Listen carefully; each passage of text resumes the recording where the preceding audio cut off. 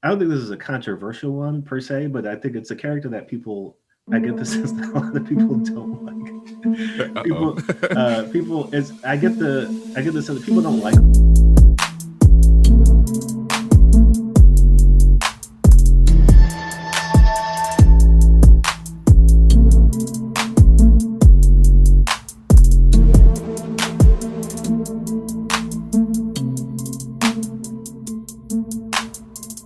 Yo, welcome back everybody to another episode of Another Relaunch. I am LZ.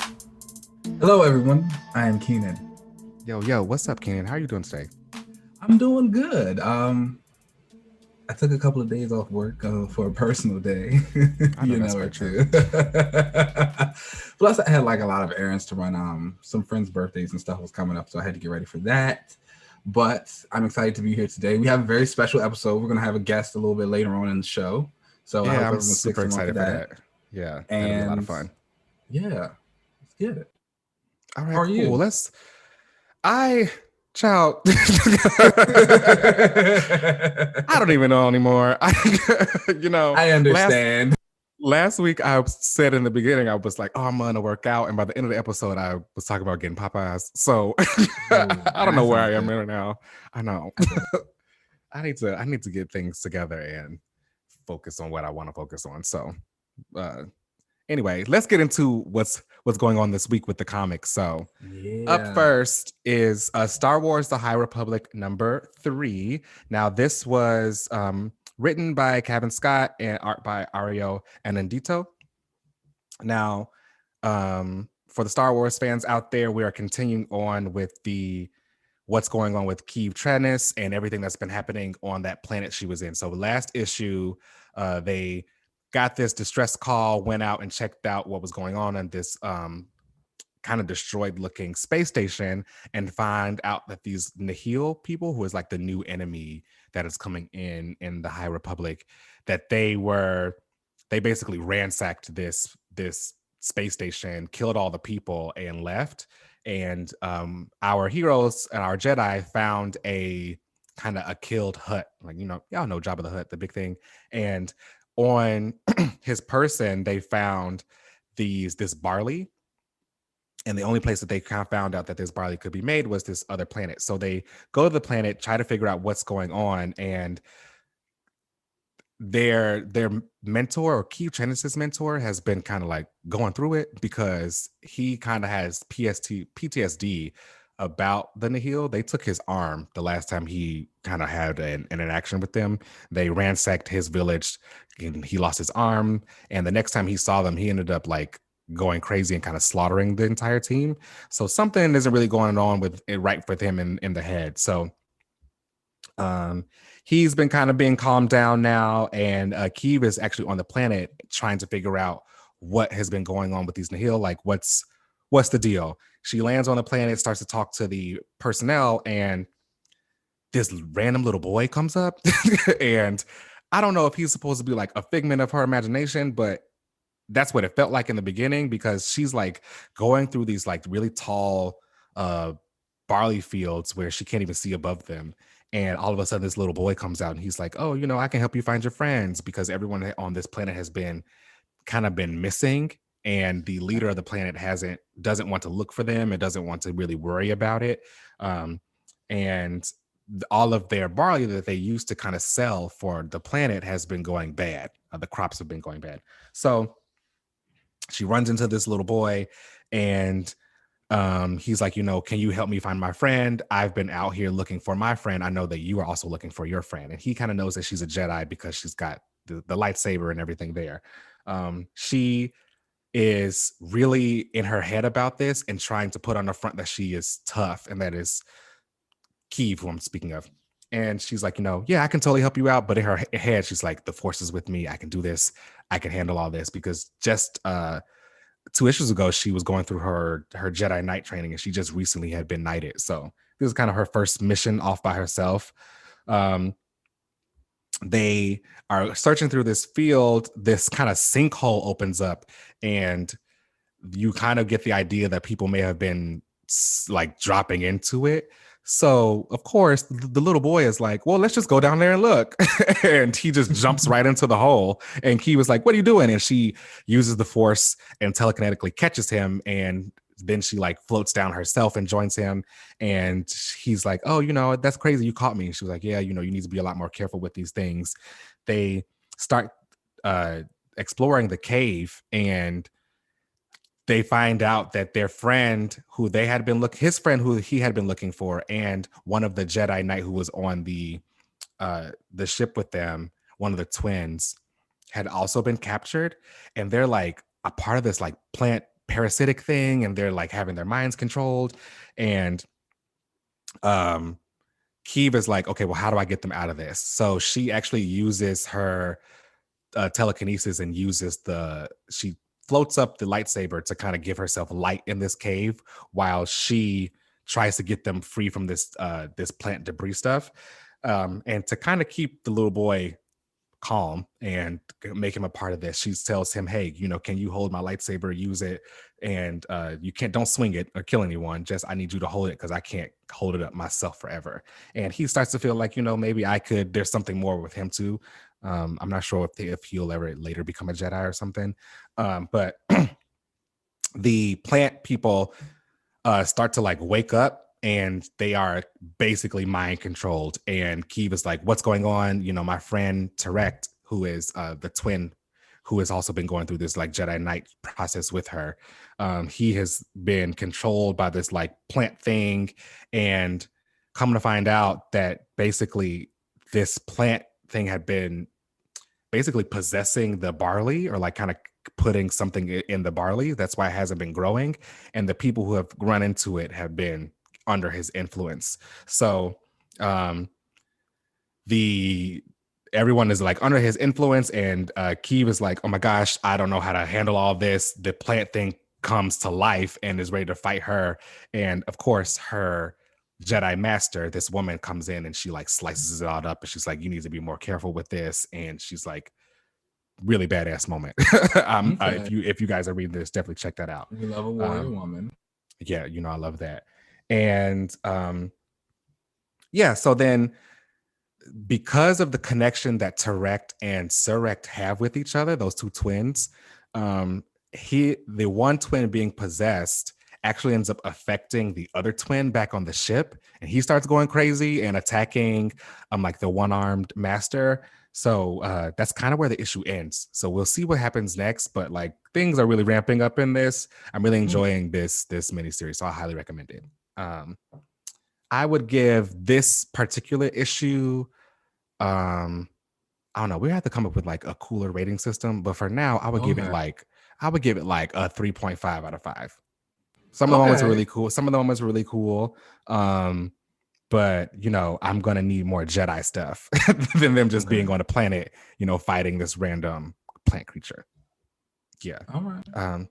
All right. So next up is Nocterra #1. So I did not read this. So Keenan, tell us about it. Oh my gosh. Okay, so Nocterra. So this was actually kind of fun. It's from Scott Snyder and Tony Daniel. It's an Image series. New #1 that just came out. So basically, I'm gonna give you kind of like the abridged version of this world. There was like this big massive event they call it like the Big PM, where basically like the sky goes dark, sun's gone, world's completely dark, and the darkness kind of starts to affect all the creatures in the world, and they kind of become these like mutated monsters. And it also starts to end up affecting humans, who also like come in contact with the monsters. And so like all these different branches of monsters are going around, and you can kind of start to see when it's affecting people because their gums start to turn black. So of course light affects all of these things, and so there are these people who drive these big 18-wheelers to transport people or things from one place to another. Inside of the truck, it's all these different types of lights. The drivers themselves are equipped with like flares and other types of weapons to help them.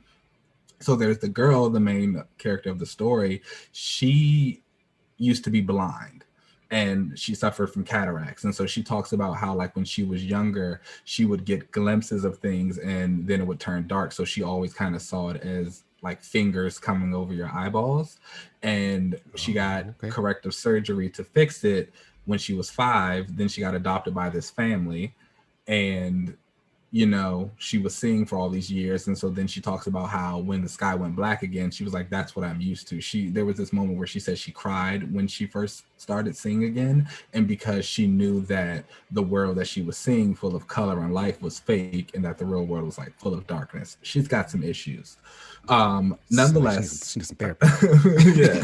So nonetheless, her brother, her adoptive brother, who's a little black boy, he's kind of like the little science guy of the family. He creates these little techs and gadgets for her to use. He makes this prism that like shoots off this light to help her fight the monsters.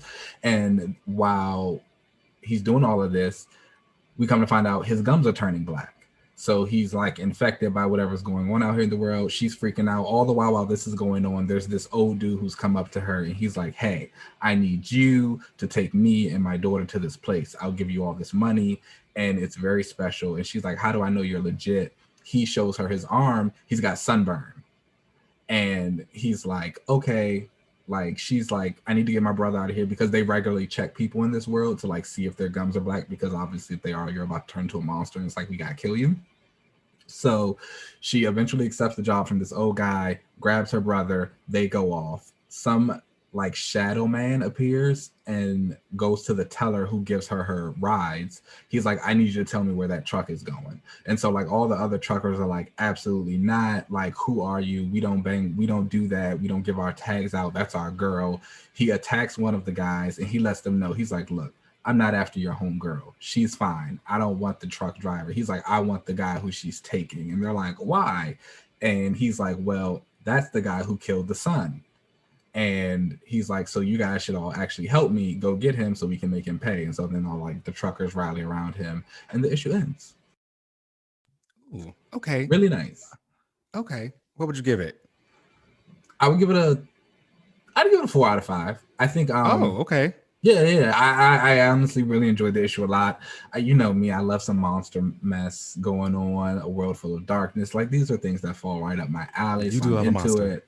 You know, Tony Daniel's art is pretty cool. He's kind of an art I go up and down on sometimes, I think, depending on the work, but I think it all fits really well here. The colors are nice. Again, because this world is entrenched in darkness, you're getting a lot of light-based panels and high coloring. You know, you got to show that the people are like surviving somehow. I'm interested in like the monster bits. They talk about how the humans who have merged with the monsters or become monsters have like mutated themselves. So they're like different types. Some are more alert than others. There are like colonies of them. And the place where they're going, there's supposed to be a high colony of human monster hybrid things. So it's fun. I love some horror in my comics. So I'm all in. I'm definitely going to stick with it. Okay, nice. Definitely check that out, y'all, if y'all are into that. The horror and monsters and all that kind of stuff. Definitely get into that. All right. Next up is, this will be interesting. It's DC Infinite Frontier #0. Now, I did read this. Did you read this? I did. Yeah. Everything old is new again. That's basically. I mean, that's pretty much DC's like their whole go-to now. So, you know, basically the whole premise of this is Diana kind of goes through this whatever with Spectre, seeing all her friends and family and loved ones throughout the multiverse and what they've been doing. It's very reminiscent of Wally West going through the multiverse in DC Rebirth. Oh yeah, I forgot he did that. This is the same thing. It's exactly the same thing. I will say though that I honestly think the Rebirth issue was stronger. But again, and we've said this multiple times before, DC is great at hyping something and like kind of like pushing this on you. It's like it's a big brand new thing. I think the difference with Frontier for me is that, again, everything old is new again, and it still feels like DC is saying, yeah, we're going to introduce all these new things and these new concepts, and we're going to move all this stuff around, but all the stuff that we also have is still here as well. And honestly, like, I'm okay with it at this point. I actually think the ability to pick and choose characters from like different points of their continuity is fine, because me personally, there's a couple of there who I would like to see come back who don't really have any other way to come back without that. Mm-hmm. And I mean, this gave me Jade and Obsidian. Yeah, again, like talk about Obsidian plenty of times. And you know, I do think there were also some other positives in there, like the whole thing of the Amazons with Nubia becoming queen of the Amazons and showing that Hippolyta, you know, she's about to go out and take the place of Wonder Woman out there. And that, but I think again for these type of things, it's while it's great to see these fun teases of what might be, what can come, you kind of look at DC solicitations in the future, and it's still very much what we always know. It's a lot of Batman stuff. So I think it's like great. It's fine if you want to open up Pandora's box and say everything is here and we can do this stuff. Let's do it, but you have to actually go full force with it, or else it doesn't mean anything.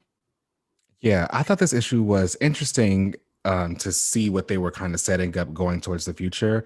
I will admit to being bamboozled and tricked. I was under the impression that, you know, Diana was going to ascend and become the new Spectre or whatever.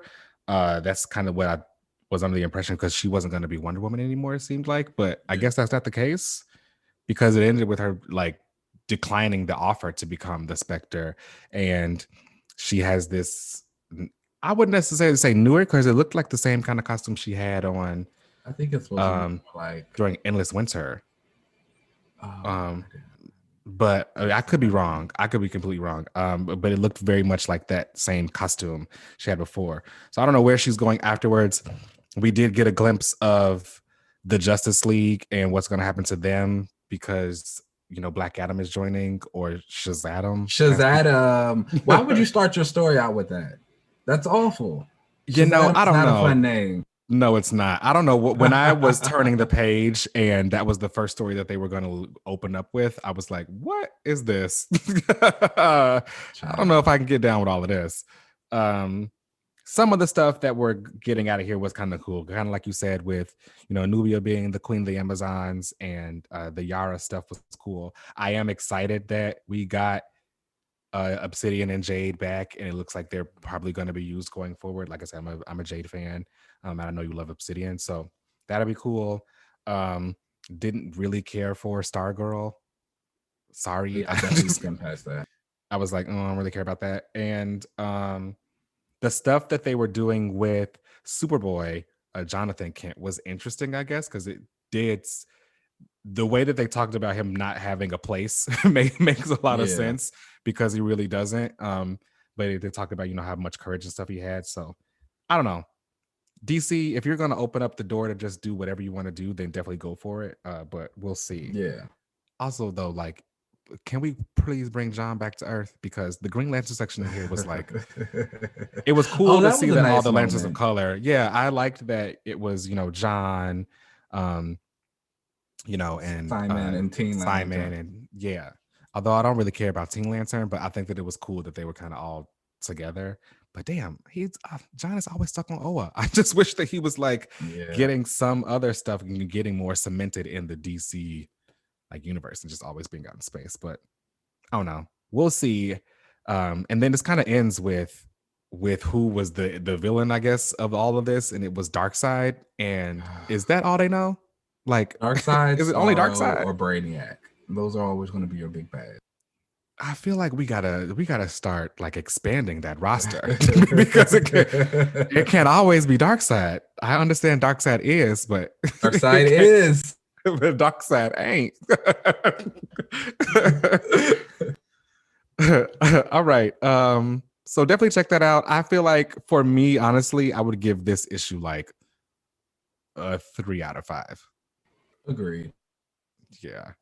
Check it out if you would like to, but because of what they're going to be going forward, but you really could just jump into whatever DC is planning next after this. Yeah. All right, next up is Swamp Thing #1. So I see Swamp Thing's getting a new relaunch. Oh my gosh, I love Swamp Thing. And I think I've talked about that before. I don't really know why I love Swamp Thing so much. I don't know. There's just like I don't know either. I don't know, man. It's just like a lot of meta commentary about like just humanity and hope and just like life in general that goes on in his stories that I'm really into. And then he also gives you like some horror vibes. And again, I'm very into the horror vibes. Ram V and Mike Perkins are on this series. And yeah. Oh, wait, now I do like Ram. He's good. Like this one, there's actually a new guy as Swamp Thing. And his name is Levy. And so basically he's kind of having like these nightmares that revolve around being Swamp Thing. And we kind of see him like being transported to these different places. There's also this town that is dealing with its own urban legend of this guy called the Pale Wanderer, where basically he like kills people in the desert. And so he's like about to kill the sheriff, and the guy Levy, he kind of transforms into Swamp Thing to like go and protect the guy. And the Pale Wanderer is like, oh wow, like you're something more just like I am, and it's like I'm going to help you like really embrace what you are. And so he kind of attacks Swamp Thing and like sends him back to where he's going, or like sends him somewhere else. But the whole thing is like Levy doesn't really realize what's going on. Again, he's like dealing with all these family issues. His dad just died. He had went back to India for a little while to kind of reconnect with his family and his roots, and it didn't go the way he thought it was going to. So he's dealing with a lot of like personal issues on top of apparently being selected by the Green to be the new Swamp Thing. It is very reminiscent. I'll say it's like DC's answer to Immortal Hulk. Oh wow. Yeah, definitely. There's like a lot of psychological stuff going on. There's like some body horror going on with like the way he transforms into Swamp Thing, and he's kind of like stuck in these in-between phases. He's like, what's happening to me? Mike Perkins' art is just it's good. Like I'm here. I love Swamp Thing. I'm here for it. Okay. I would give us a rating. 4 out of 5. Oh, okay. Wow. For sure. There was no hesitation with that either, so I know you mean it. Wow. Okay, y'all check out Swamp Thing #1. All right. So up next is King in Black, Wiccan, and Hulkling. Now, I did not read this because I'm not reading King in Black, and I don't really care about Wiccan and Hulkling. So let us know what's up, Keenan. So I mean, oh wait, this was you are a Wiccan stan, and like this is a spotlight issue for him, right? Yeah. So this issue was written by Teenie Howard, art by Luciano, and again, so Vachano, I think that's how you Vachano, yes. Everybody knows I love Wiccan. That's like not a secret whatsoever. Everybody knows that I'm not a fan of the Hulkling and Wiccan relationship. This issue I feel is a good example of why, and I'm really gonna and it's not even anything that it's bad. I will say first of all that the art really wasn't to my taste. It's a little bit more cartoony and like geared toward a younger age than I'm used to or that I care for. But it is good in its own right. I think this issue again shows why Hulkling and Wiccan need more stories separate from each other. Even if their relationship is written fine, they're getting along, they're having their little stuff or whatever. Anytime you try and get any individuality in one of the characters, it's immediately pulled away because they're back into them as a unit. So it's like even there are moments where one thing about Wiccan is that he really like loves being a superhero. Like he's wanted to be a superhero forever. So he like talks about that. He's like, oh, I get the superhero on my honeymoon. And it's like right back after that, it's like just something about how he's only doing it like for Hulkling, or he's like only doing it with Hulkling. And it's kind of like, again, these two characters just need to be separate for a little bit to really let them flourish in their personal identities of what they have. Hulkling, I just honestly don't think he's that interesting of a character anyway. But there is a lot of potential in him being King of Space again in a more expanded role. There are some fun things that happen, like we see like tension between Hulkling's kingdom and like the Shi'ar, and like they're bringing gifts, and they talk about stuff like how, you know, kings always change and things like that. It's fine. It's like it's Hulkling and it's Hulkling and Wiccan, but also it's like King in Black. So oh, well, that's upsetting. I know that you love Wiccan, so I was hoping that they at least gave them a spotlight and let them do something and outside of just being together. I think a big thing about them is that there's not, and it's like not necessarily that you have to have friction in every relationship, but I think again, the friction that they've ever had has always been more so Hulkling kind of being against anything that Wiccan has ever done. I've said it, he's like a little emotionally abusive, and they just need to be separate for a little bit. Yeah, I thought that was going to happen when Hulkling became like Space King. that Wiccan was going. Oh, okay. Yeah, and so it's like it's he gave his man a job. Yeah, that's right.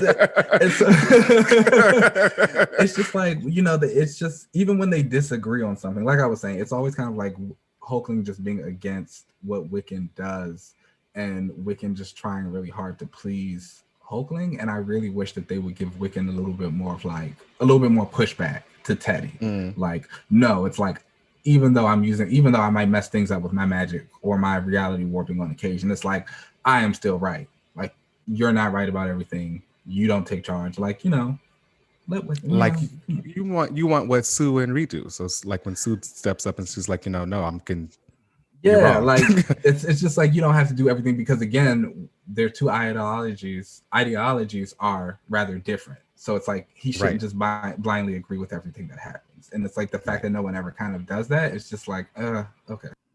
Right. Okay. Well, what did you give it? A 3 out of 5. Okay. All right. Cool. So that's a solid. It's fine. Again, it's a very middle of the road issue, but it's King in Black, so it's like it's not something that I'm telling people to rush out and go get. Yeah. Okay, so then that brings us to America Chavez, Made in the USA, #1. Now, this was another new #1, brand new this week. Tell us about it, Keenan. So I'm honestly not the biggest America fan. I am not either. That's why I did not read this. But I did want to pick this issue up just to, see what it was giving. And it wasn't bad, honestly. I think if you're an America fan, it's definitely something that you should pick up. She's kind of going through, she's losing her powers, or like her powers are going in and out. I'm typically not a huge fan of like stories where characters are losing their powers. We don't really know. No, I don't. But she's kind of dealing with that. We like see her girlfriend. We see a little bit of Kate Bishop in the story as well. We get some history. Hey, she's got a girlfriend? Yeah, I love that. Girlfriend. I think the girlfriend's like an agent of Atlas or something like that. Ramona Watts. That's cool. I think it's her name. Like that. And so you get a little bit more backstory on America, like kind of what happens after she left the multiverse world that she was from when she came to like the main Earth. She got found by like this little Afro-Latino Black family. Oh, cool. Yeah, and so they like basically raised her. It's really nice. And so she has this app on her phone where she gets updates in case anything's going on where she grew up. And so there's this weird force field around Brooklyn, and that's where the family lives. So she has to go back, try and save them. She teams up with Spider-Man for a quick second, and they like get into the force field. He breaks everybody out. Her family's still stuck in the house. It's on fire. She goes to save them. One of the women gives her a note that was slid under the door right before the fire starts. And it's like, you should keep a better eye on your family, America. There's like this background villain who's kind of like stalking her, makes it seem like they've known each other, or they've come across with each other before. I don't know if that's something from her previous series. I didn't really get into that. It was a good issue. I feel like if you're an America fan or you have any interest in America, you should definitely pick it up. I'll probably stick with it for the first arc. I can't guarantee that I'll stay with it after that. Again, America's just not really like my kind of character. I'm shocked you don't like her. She reminds me a lot of Carol.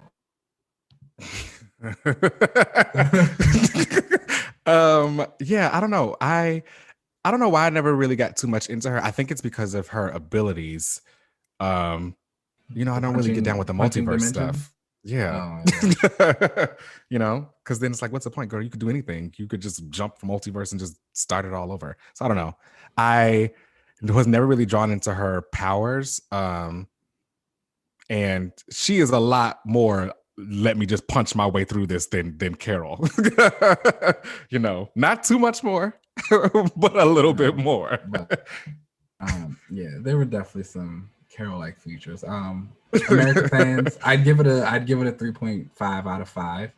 Okay. Very solid issue, builds up the mystery. I think it does the good job. I'm not the best expert on if it captures America's voice. Okay. I was gonna ask, do you think it like kind of re-emphasizes what her voice should be or is? It's very different from the Young Avengers series that she was in, but again, you can kind of attribute that to she's been through more adventures. She's had a couple of series and miniseries. She's probably grown since then, so she shouldn't really talk like that anymore. Yeah, and we've talked about the Young Avengers before when we had that Young Avengers reread and stuff, and like America and all of them or whatever, I feel like they have all kind of grown beyond that now.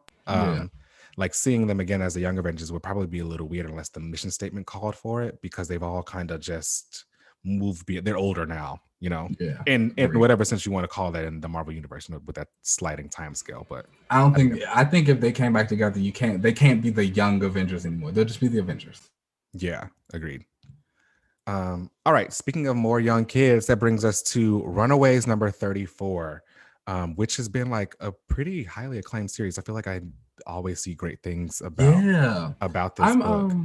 I'm like mildly interested in the Runaways. I read a couple of I read the like original series, and I've gone back and forth same. and read some of the other stuff. I only picked this issue up because Pixie was in it and Wolverine.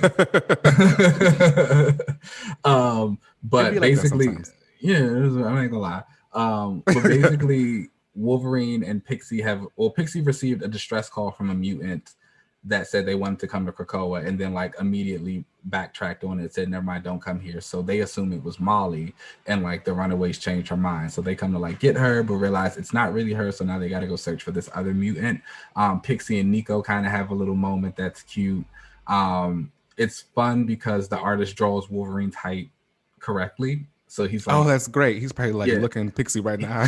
Yeah, he's actually shorter than Pixie. It's great. And like there's this like cute scene with he and Molly where he like tries to pick her up to take her through a gate, and she like wrestles him down, and she picks him up instead, and he's holding on her, and she's holding on to him. So it's like cute. I can see why a lot of people do they make it through the gate. So they actually don't go through, like they get trapped in like this weird magical anti-dimension type of situation thing. Okay. And they got to fight their way out. And I think it's going to carry on into the next issue where they're going to like decide if Molly goes through the gate, find out the other mutant. It's a cute, fun issue. I can totally see why people like this book and Rainbow Rowell's rendition of the characters. There's a lot of heart in it and a lot of really like deep characterization. Like even kind of Nico, she's like giving Pixie a little bit of attitude. She's like, you just roll up in our house, you don't know us, you're saying all this stuff about us. Like, you I like that. Yeah. Well, yeah. She's like, what's going on? And Pixie's like, oh, my bad. So it's good, fun. Okay. 4 out of 5. Pixie elevates it. Will you go back and read the other issues? I'm thinking about it. I did ask on Twitter, and a lot of people said that they recommend it. Like you even said, it's been a very highly regarded series. Yeah. You know, shout out to Marvel Unlimited for being able to like, you know, check out a lot of these books. Yeah, because it's like 30-something issues. Ooh. See, that's why it take a while for me to catch up with Daredevil. I'm still like working my way through, but I'm gonna get there. All right. Next up is, I know, an issue you had been like really excited for, and that is X-Men Demon Days #1. This was so good. Yeah, this was so good. So it's like, it's not even really too much to talk about. It's a reimagined tale of the X-Men from Peach Momoko. You know, I've spoken about Peach Momoko like multiple times. She was like one of my tops of the year last year, and she's just great. Like, definitely like great art, great writing. The story's adapted. It's fun. It's different. It just reimagines the X characters in like this kind of feudal Japan world. And there's the main character who's based on Psylocke. Her name is Psy. There's versions of like Danny Moonstar, Colossus the Oni. There's like this little one of Jubilee called Juju, and she's like a sorceress type of situation, and she has these little bombs that go off that make giant fireworks. It's like really fun. Oh, cool. Yeah, the art's great, motive, and Peach is actually continuing this series. The next one I believe is Black Widow based, and it's gonna have like a little bit of Nightcrawler in it. Yeah. So she's gonna keep going. I think it's gonna be like 5 issues. So it's definitely something I recommend to pick up. I would get 5 out of 5. Oh wow, 5 out of 5. God damn. Yeah. All right. Peach deserves. This is a Peach Momoko stand account for sure. All right, I know that's right. Yes. I'm glad you enjoyed that book though, because I was worried that, you know, sometimes when they base stuff off of a character that you really like, it don't always go that well.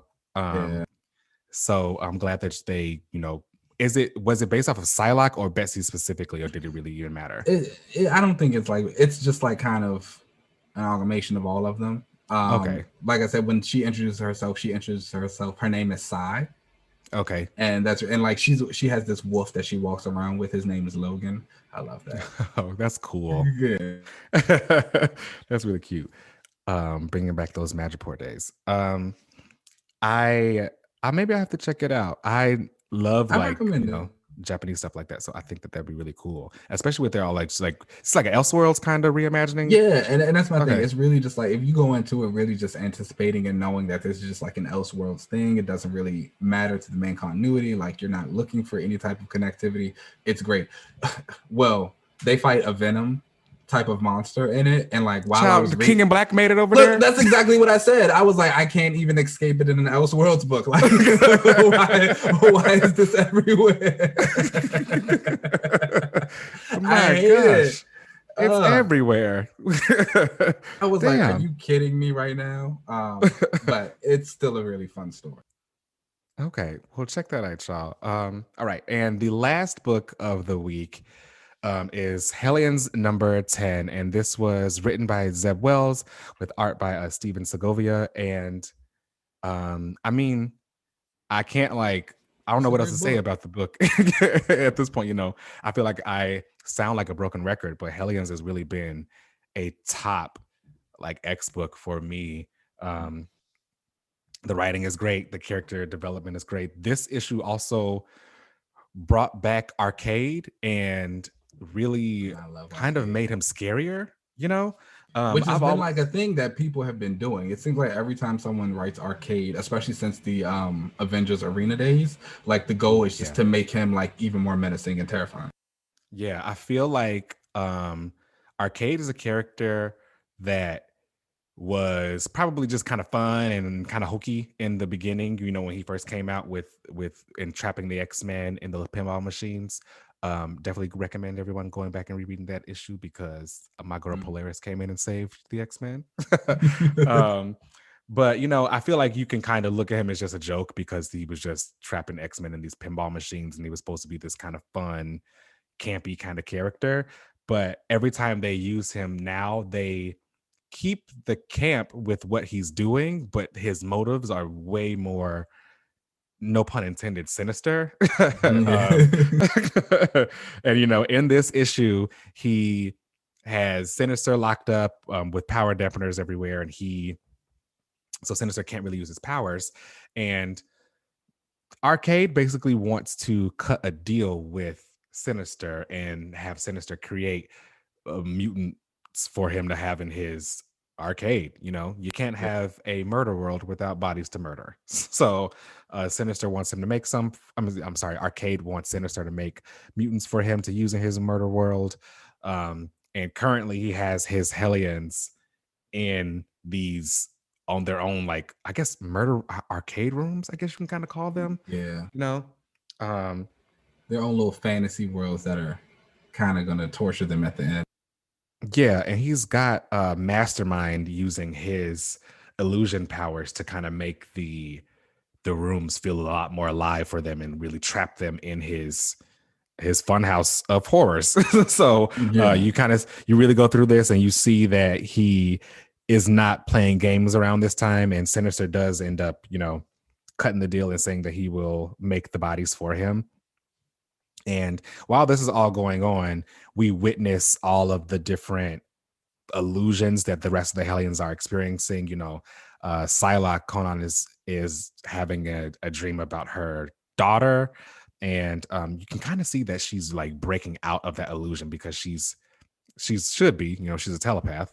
So she's kind of breaking out of it, and she's asking her daughter, "What is your name?" And the daughter won't answer. And of course, she ends up being attacked by this Betsy Bot. Betsy Bot with the Mojo eyes, which iconic. Yeah, which is probably what Conan saw, you know, when at the time, because didn't Betsy have Mojo eyes at the time when the switch happened, right? Yes, she did. Yeah, so that would make sense that this would be the nightmare that she has that's kind of chasing her through this. Oh, that's a good point. I didn't think about that. And then you have a Grey Crow kind of reliving his army days, or not really his army days. He recalls when he kind of slaughtered the Marauders in the Mutant Massacre. I wasn't really sure what was going on with Wild Child and his illusion. That was I believe that was Romulus from Daniel Way's X-Men run. Oh yeah, it was not good. Oh yeah. Oh yeah, I forgot about that. Yeah, I remember now. Wow, I forgot. I was about to say that. you were better off forgetting. So that makes sense now. And then you had in a different room with Manuel de la Rocha with why can't I think of his name? What is his code name? Empath. Yeah, sorry. And just like I don't know, that scene with him was just like he does not care about people and is very broken. He is really messed up. And you go through his the illusion is clearly trying to break him of when he was a child, but he is so evil. I don't want to call him evil because well, no, he's evil. I was about to say he's a little evil. It's all right. I think he's evil. He's so evil that like this illusion of his childhood doesn't bother him because he is remembering how he used to use and change the emotions of all those people around him and make them do all these evil things. So yeah, Empath is really messed up in the head. And we have Havoc, Speaking of messed up people. Child. Havoc is having a whole fantasy about Madeline Pryor, who is the clone of Jean Grey, aka like his brother's wife. So like it's weird. Like it's weird. He's got some problems. And I thought it was really funny though that because of the illusions that are being done by Mastermind and it's still murder world, that some of it is also technology. So he is making out with a robot, even though he thinks it's Madeline Pryor. And they're all watching it on the screen, and Sinister is like, can you turn my chair around so I don't have to watch him make out with this robot? So I thought that was really cool. So I love this issue, fantastic issue. I would give it still a 4 out of 5, maybe even a 4.5. But yeah, I can say a 4. Yeah, I can agree with the 4 out of 5 for sure. Again, Wells continues to inject a really nice balance of like humor, action, kind of serious tone. I think the part about Psylocke 2 when she was breaking through with the daughter and she asked her like, "What's your name?" and the daughter couldn't say anything. It's like, oh, okay, stuff like that. It's like that was a really poignant moment. And she kind of calls out to John when the Betsy bot comes and gets her. Really good stuff. Like this book, I enjoy it. Yeah, I understand the whole continuing stuff of the whole Psylocke motif with Conan, but I'm glad that they're trying to give her own stories and her own feelings, currently anyway.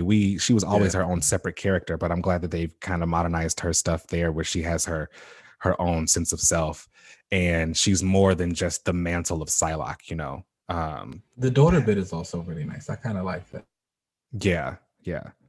So definitely highly check that out. And all right, so let's take a break. And, speaking of mantles and passing that on, let's take a break and then we'll come back for the panel. Yeah.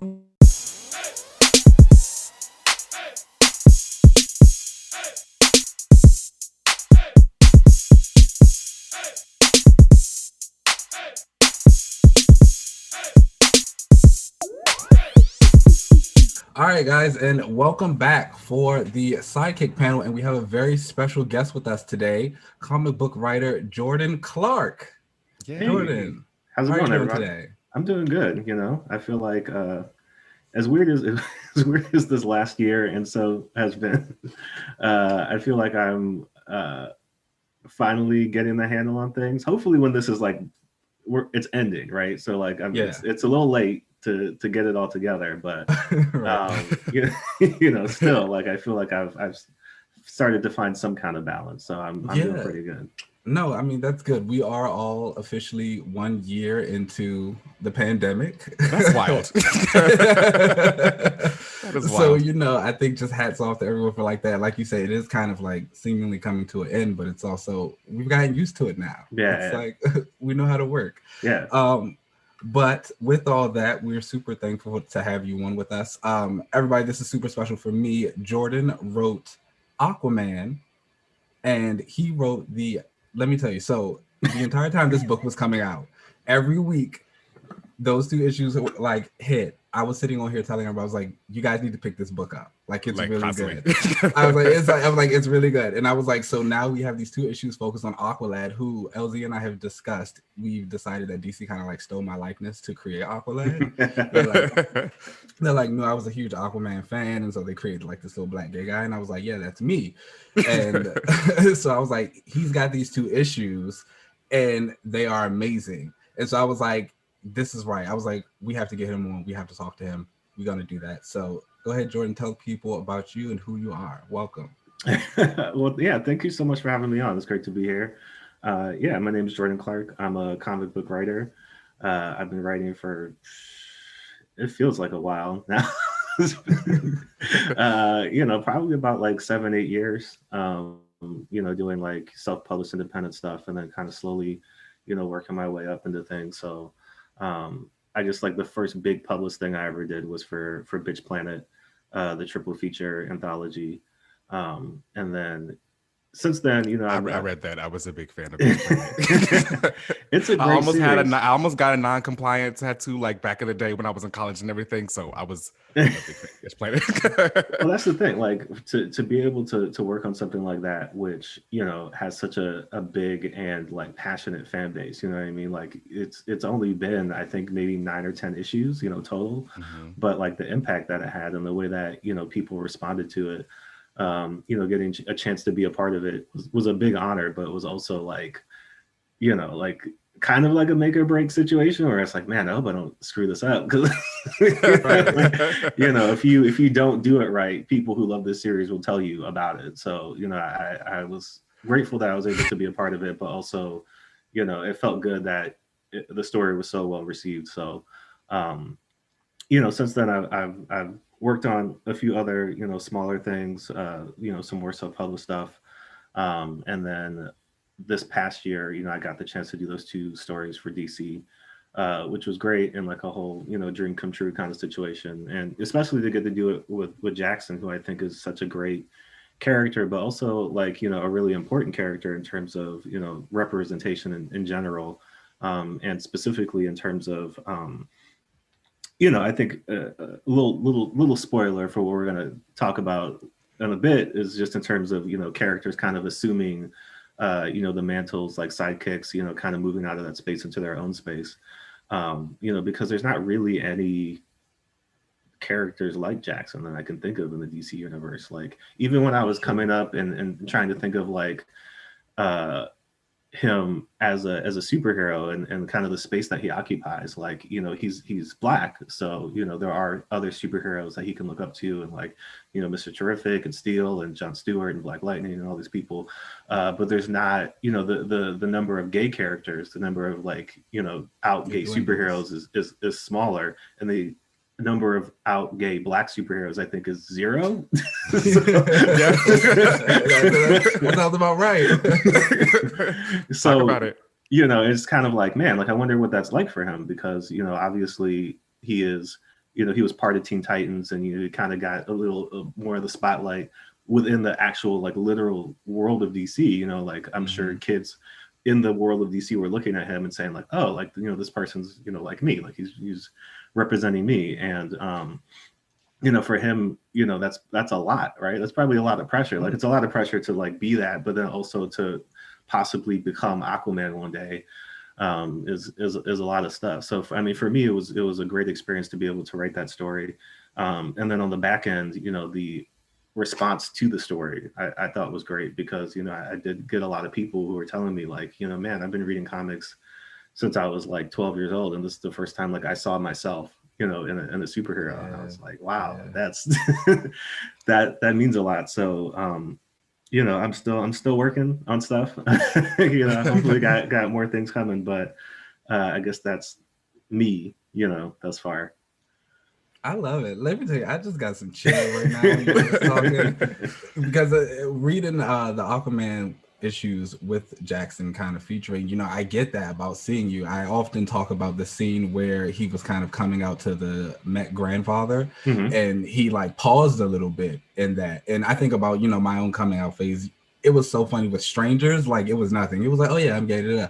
But when I actually had to come up to people like my grandmother and my family, like, you kind of took that pause, and it was just like, oh wait, you know, how are you going to react, especially with someone like Jackson, when he told his mom and his dad, like, they both kind of gave him negative feelings about it or didn't care. And here he has yet another family member who he's meeting kind of for the first time and saying like, oh, this is me. How will they react? So it's like, yeah, I feel that. Well, and especially too, like it was kind of weird to write because I had to think about it from the perspective of, you know, it's his grandfather, but it's also like an artificial intelligence. Yeah. And also like he's been dead for I don't know how long, you know, like forever. You know, so you know, I think it's one of those things, specifically speaking about it, you know, from, you know, a Black perspective, and that you know, anytime anybody comes out across the board, you know, like it's a moment in their life, and oftentimes, you know, it can be difficult to talk about that stuff with family. But you know, just in my head, the person I had constructed as, you know, Jesse, the grandfather, was like, you know, he was in the military, you know, he was like a church going, you know, very conservative, kind of like respectability politics kind of guy. And so like, you know, in his mind, never having met his grandson before, like, oh man, you know, like those feelings that you have when it's like, I hope my kid is like this, or I hope my grandkid is like this, you know, and like all the things that I like, I hope they like. I hope they like cars. I hope they like fishing. And we can talk about girls. We can do this. We could do that. Yeah. And then, you know, they're going down the line of like, oh, let me try to relate to you, you know, in this way or that way. And like, oh, we don't have any of these things common, but like maybe you have a girlfriend and we can talk about that. And then, you know, that's kind of the last line where it's like, no, like that's not me, you know, and it's that kind of moment of, you know, at first Jesse is kind of very like, it's not even that he doesn't take it well, but it's just like, this is not what I was expecting at all. Like, I don't know who this person is. Like, I have no idea how to relate to this kid. Like, everything that I thought would be, you know, a unifying thing between us is now kind of like, there's a gulf between us. Like, I don't know what to do. And then, you know, by the end of it, you know, he comes around.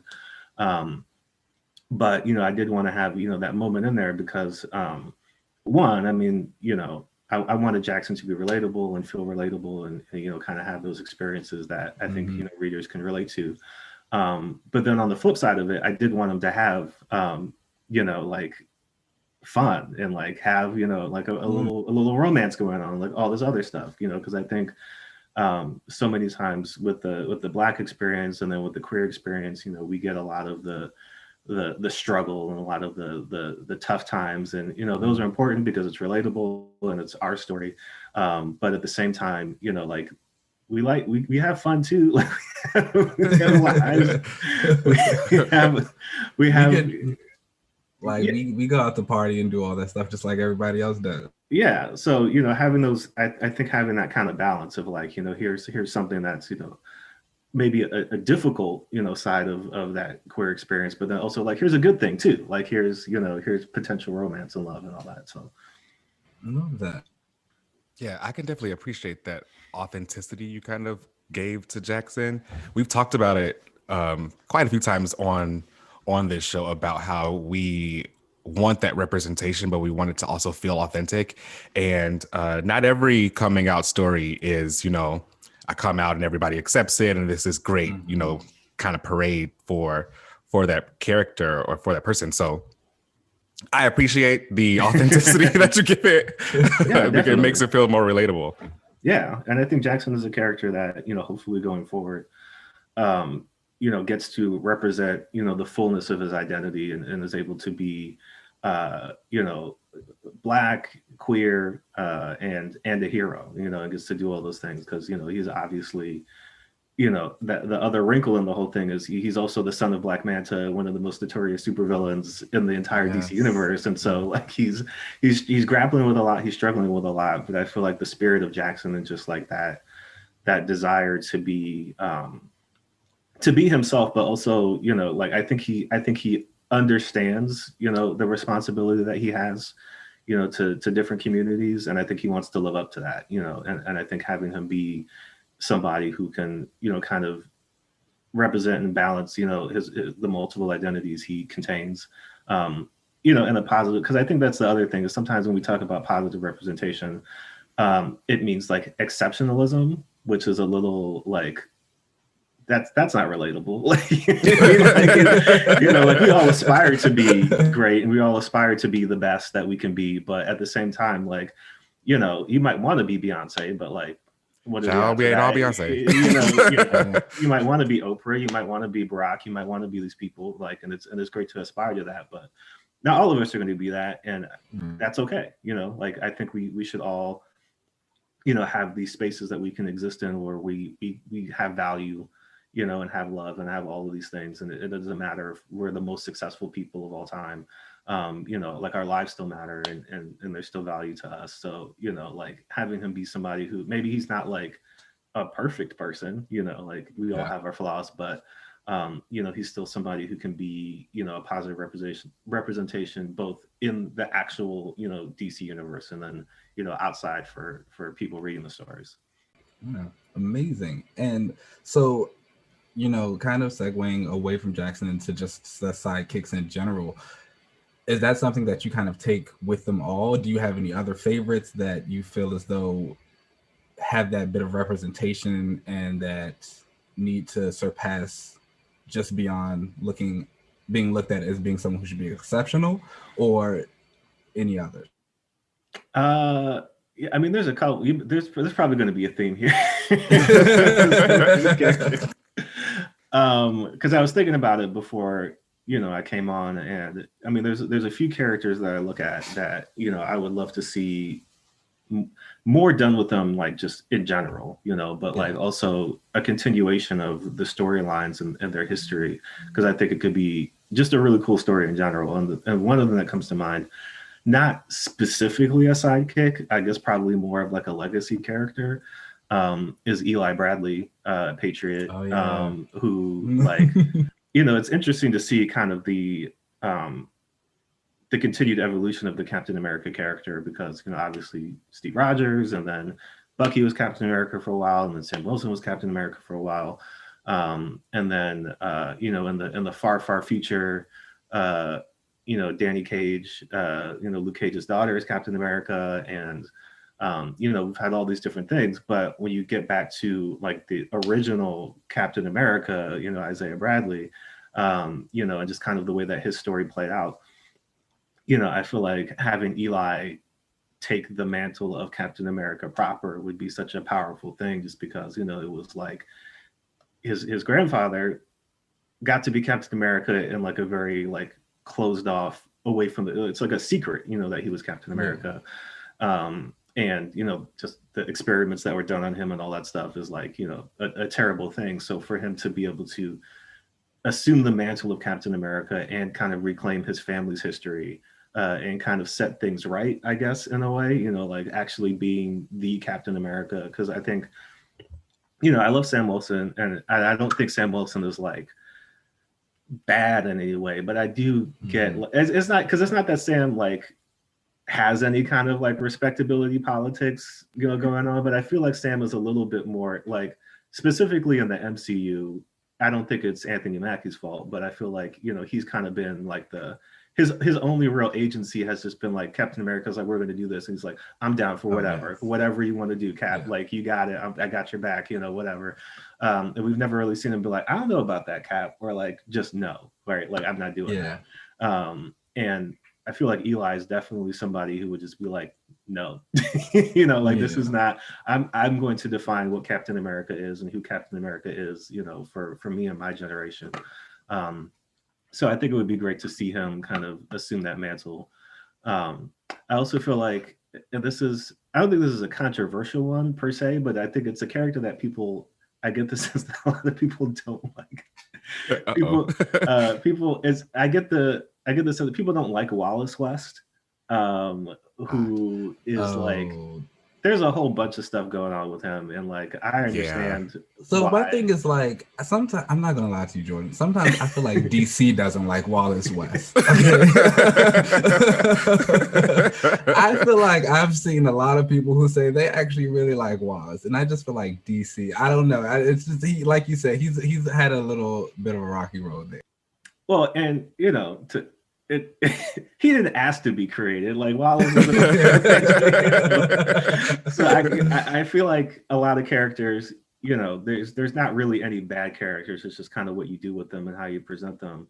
And he's kind of in a weird space because he's the Flash, right? He's Kid Flash, but then there's like not even just the lineage, but also like the pecking order, right? Like Barry, right? And then Wally is always going to be next. And then, why am I blanking on Bart? Bart. And that's kind of what it is, right? It's Barry, it's Wally, it's Bart, and then Wallace is like over here somewhere. And just like the idea of him becoming Flash, because I feel like that's kind of like him and Duke are kind of in the same space where I don't know if Duke is ever going to become Batman, and I don't know if Wallace is ever going to become like the Flash. But I think there's definitely space for him to be something else, like his own character, kind of come into like Dick Grayson did with Nightwing. Like he did become Batman, he became something else, which is kind of like parallel, but kind of its own thing. And then the last one I'll throw out there is I really want a Natasha Irons like everything. Okay. I feel all like, right. You are speaking all of Kevin's and McKinnon's faves right now. Like, oh wow, I'm loving this.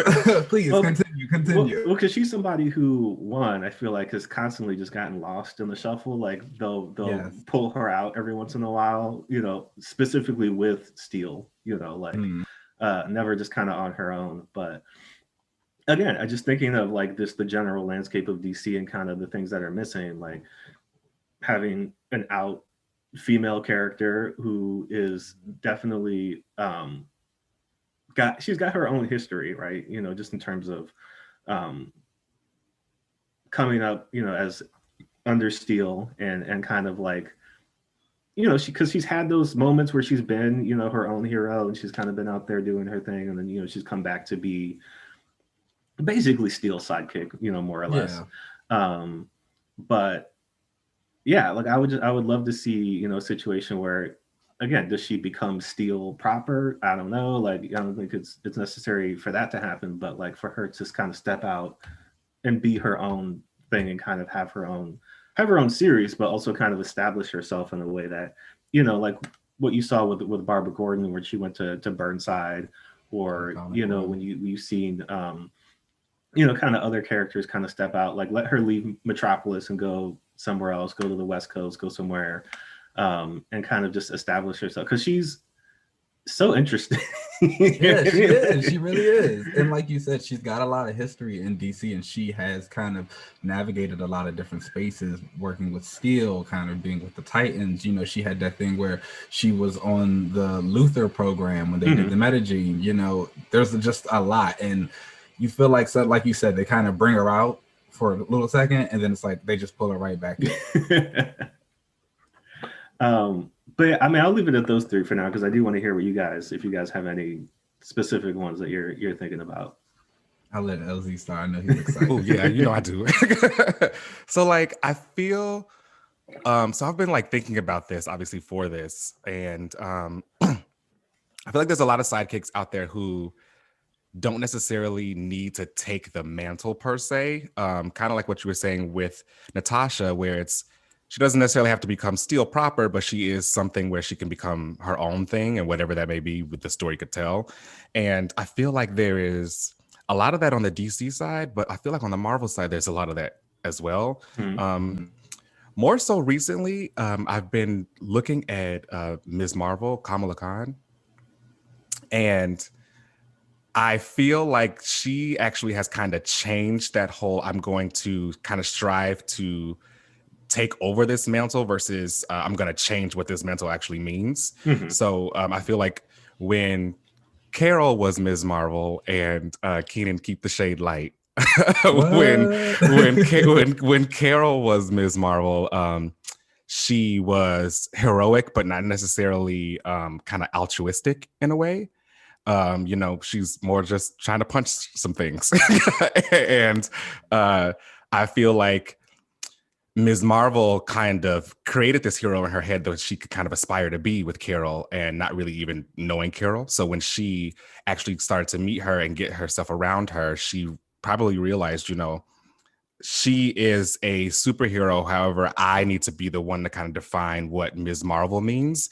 And I think that is something that is fantastic. I think you can totally come in and kind of change what it means for that character's mantle per se. And I think like she definitely has done that, because I feel like the role of Ms. Marvel was kind of just like a superhero one, whereas now I feel like that represents this very altruistic, I'm here to just do the best possible to help everyone, and there won't be any kind of any hesitation on if I'm going to do the right thing, because that's what I'm going to do, versus, when it was Carol, it was she was going to do what she wanted to do. So I do think that Ms. Marvel is a great example of kind of a sidekick character. She's never really been officially Carol's sidekick per se, but she was kind of under her because she took on that mantle, but she really kind of redefined what that meant. So I think that she's kind of a cool example of kind of a sidekick and kind of breaking out into their own and kind of defining what they want to be as a character. I think for me, it's honestly probably going to be a character on the DC side. And LZ and I were talking about this a little bit earlier. I think about when I was a teenager and really getting into comics heavily, that early 2000s era was like super sidekick heavy, especially over at DC Comics. You had the resurgence of the Titans under Jeff Johns, and like JSA was going on and bringing in a lot of younger new members. So my big one who I would like to kind of see back and have something done with would be Speedy, Mia Dearden.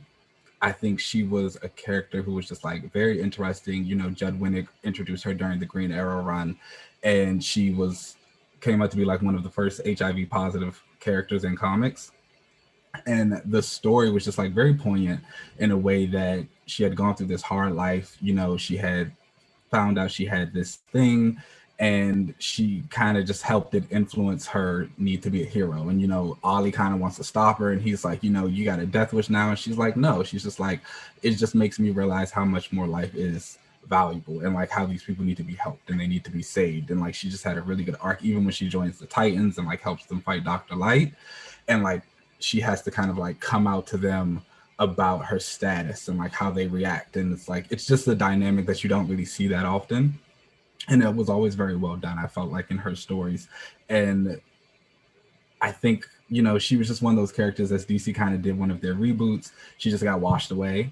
And I think they like tried to bring her back in certain ways, but it just never really worked the same. But, with Infinite Frontier and kind of the way universe works now, they say you can like pluck and pull from wherever. Like, I think this is the perfect time to like really bring her back and kind of do what needs to be done and make her up. She's another one of those characters who I don't actually feel like will ever take the mantle of being Green Arrow. I feel like that with a lot of DC characters, honestly. The sidekicks, I don't think too many of them will ever take that mantle, but it would be nice to see that evolution. I feel like it's hard to have a character fully take the mantle from someone unless you have the plans of the original character like being done. Because I feel like everyone will always kind of be waiting around for that original character to kind of come back. I feel like that is the weight that the sidekick character ends up having on them, because when they assume that mantle, then it's, oh, this is cool for however long this is going to happen, but Batman is going to come back around. Like when Dick Grayson was Batman for a while, he experienced the cowl, but we all kind of knew eventually Batman was going to come back, because doesn't he always come back at some point? So well, that was the thing. Even in that storyline, like he wasn't gone. Like they were doing the Batman like comes back from time. Like at the same time, concurrently. So it wasn't even like he was, and I think it's interesting, because I think the only time I can really think of that actually happening, I guess the two times that's ever really actually happened is when Barry Allen died the first time and was just gone for years, and just we didn't talk about him anymore. And then Wally was the Flash, and then they had the whole return of Barry Allen thing. And then the original Captain Marvel died like of cancer, and then it was well, I guess Carol is Captain Marvel now. But for the most part, I think there's been a lot of situations where characters like it's been pretty concurrent. Like when even like when Jane took over for Thor, like Odinson was still around, like he wasn't dead, he Yeah. just wasn't Thor. And I think a really great way of doing that is basically Batman Beyond, right? Where like Bruce Wayne's too old to be Batman. Like you can't complain about it. You can say whatever you want about it, but like there's no way that Bruce Wayne, however many years in the future, is still going to be Batman. And he drove everybody else away. So like Terry is it. Like Terry's the only one that can be around and still be Batman.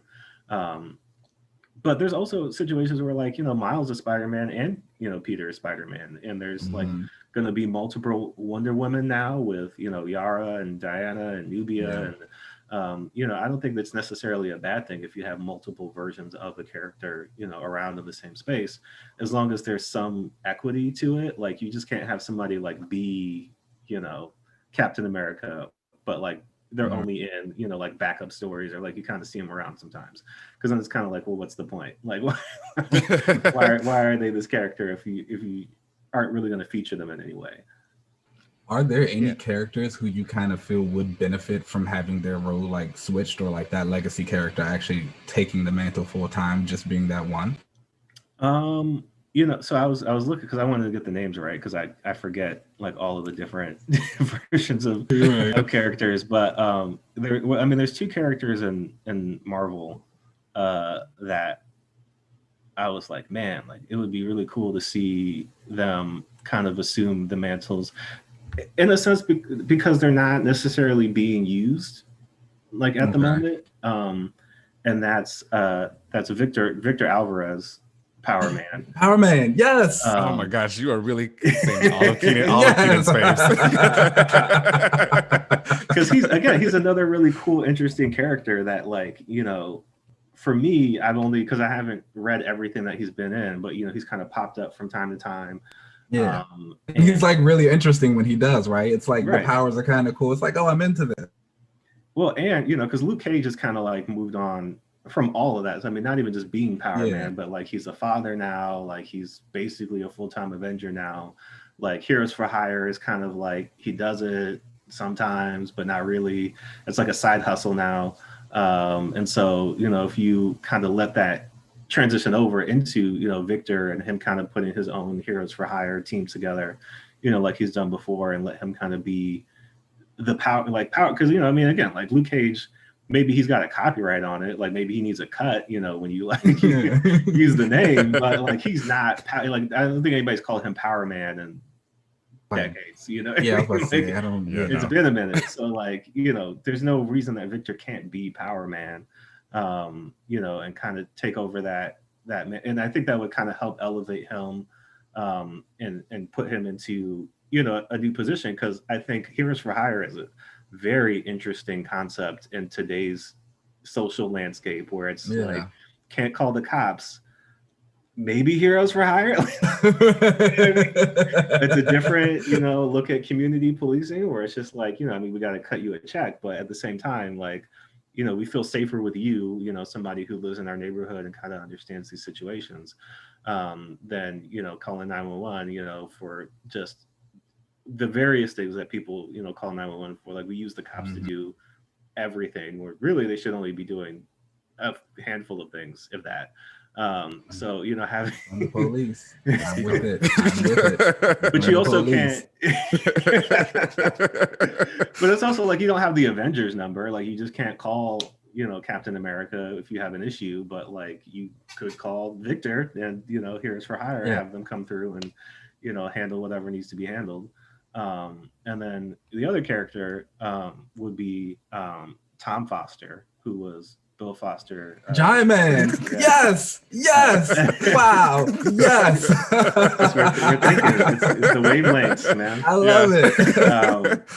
Well, because it's a whole other interesting situation too, right? Because like his uncle is killed, in Civil War, and then like that's a wrap on him, basically. Like there's never really been a lot of follow up in terms of like not even just the fallout of his death, but like did they put a giant man statue outside of Avengers Mansion? Like, did they, did he, because everybody else has come back. I think that's kind of the weird thing, in the Marvel universe. It's almost become a joke, like an in-universe joke of like, but they'll come back. Like death is like temporary. Like it's not really, and specifically in X-Men right now, like death is nothing. Like you can die. Like everybody's coming back.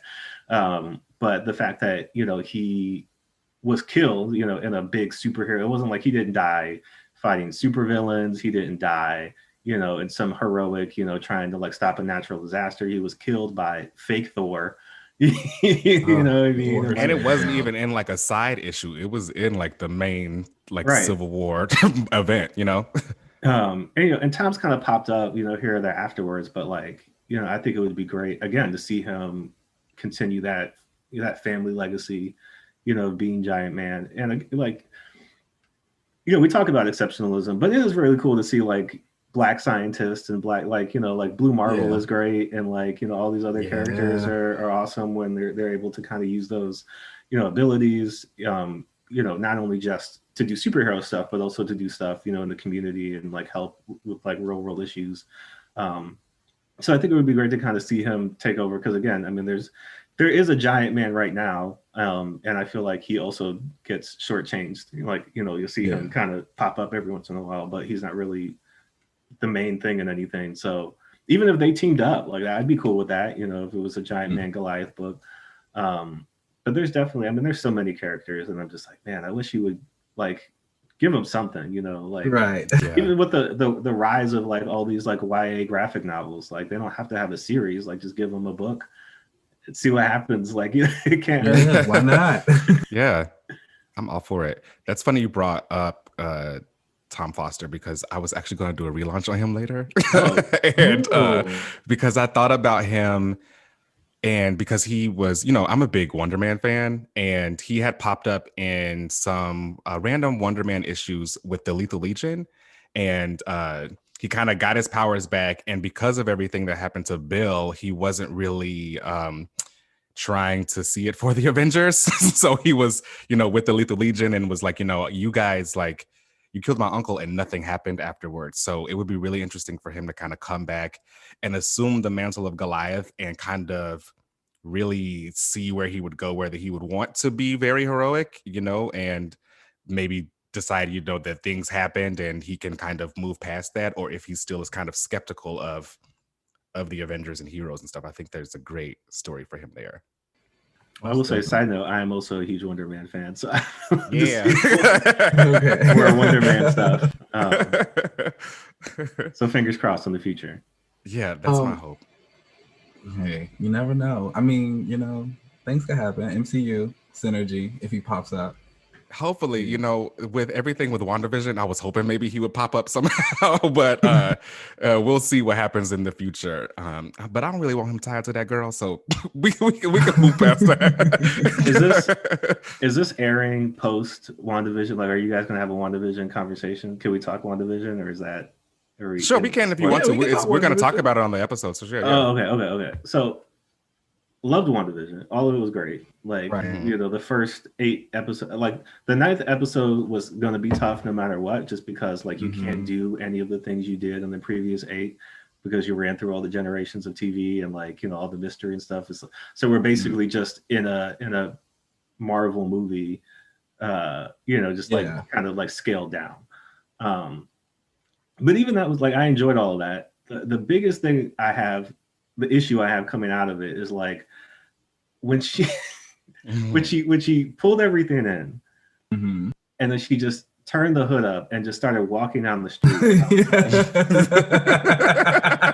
You're leaving, right? Like you're walking out of town. And then no, she's walking into town. Because you're gonna go like turn yourself in, right? Like you're gonna, and then she was like, okay, so let me just chop it up with Monica real quick. And then I'm out. And I was like, oh. She did. Like, she just flew. Like, she said, I'm out. All right. Bye. No conversation. No, even, she was like, they're going to hate me forever. And I was like, well, you understand what you did, right? Like, I mean, you can't really expect people, because I'm just thinking about the next day, right? Like, nobody's going to work. Like Oh, of nobody's course like, not. Yeah, how do you like go back to normal life after this? It's just like, Absolutely wow. not. you know.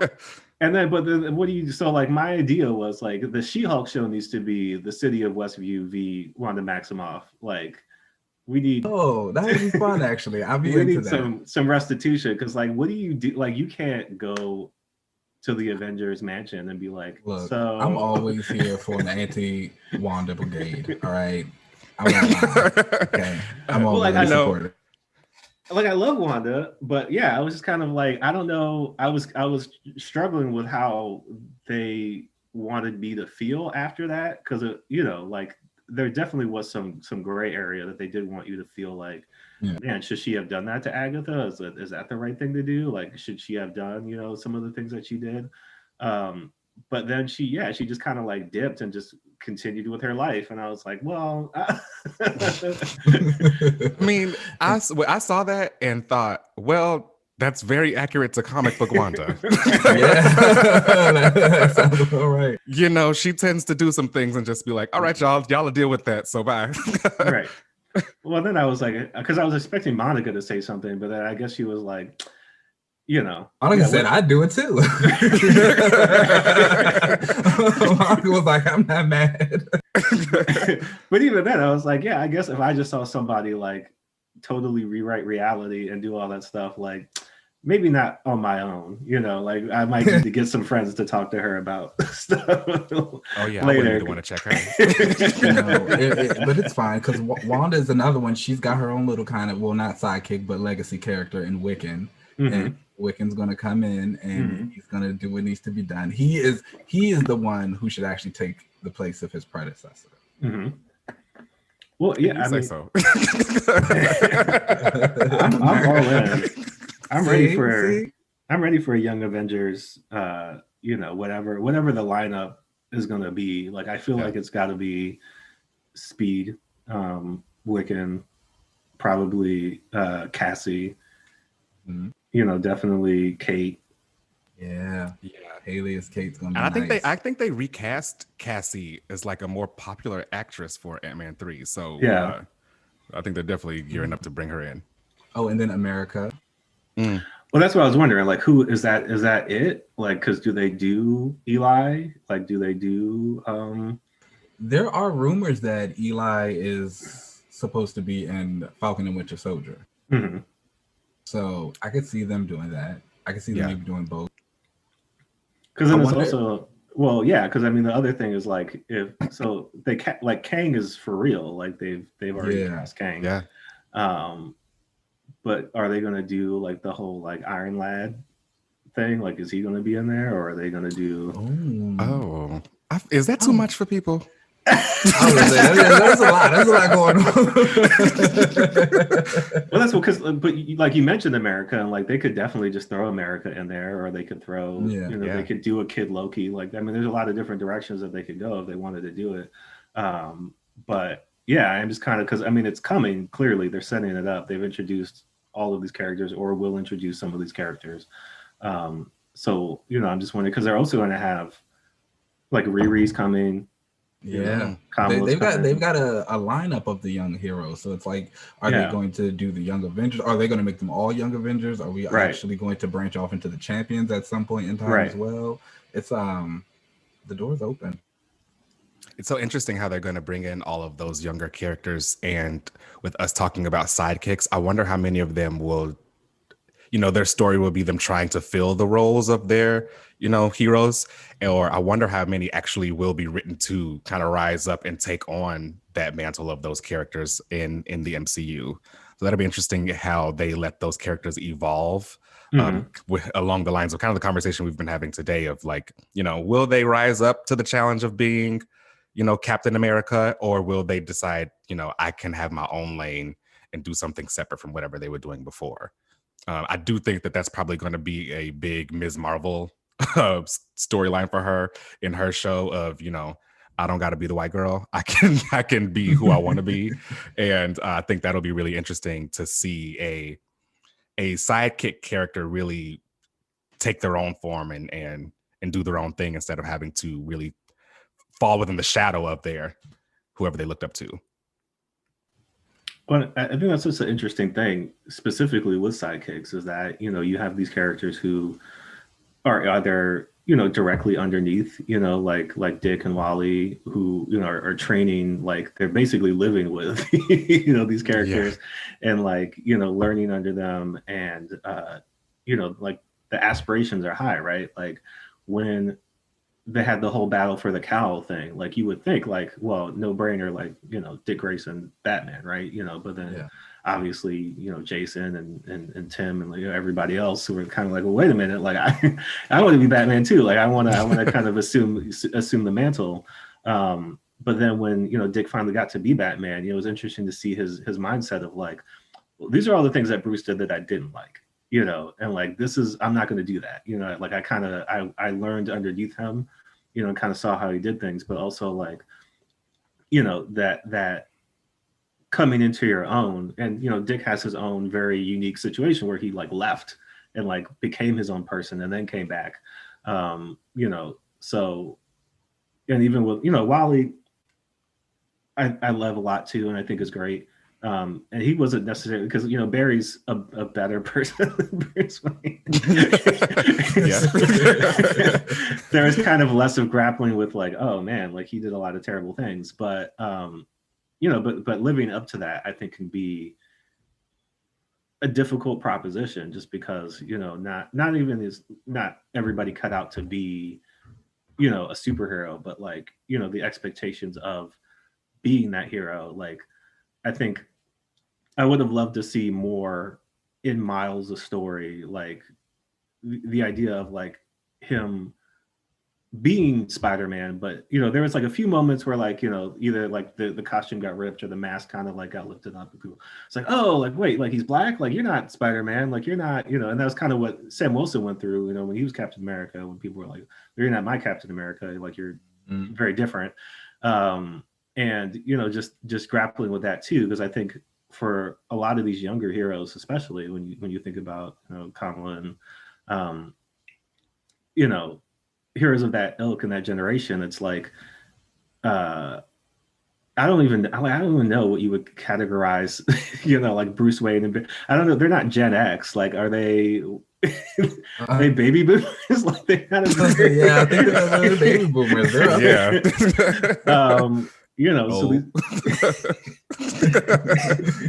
these very, I guess we can call them more Gen Z type heroes who, their concerns are different, their views about what it means to be a hero are very different, and even, the what justice looks like is different, right? Like that's one of the things I love about Miss Marvel, is like she is a very community oriented hero. Like if the Circle Q gets destroyed, like that's bad, like she did a bad job, like what I mean, like it's not like, oh, like property damage and all this other stuff, like damage control will come in and fix that, or whatever, like I don't really have to worry about it. She was like, no, like people live here, like that's somebody's business, that's somebody's home, what I mean, like I'm responsible to this community and to the people who live here as their hero. Like I need to do more, I need to be better.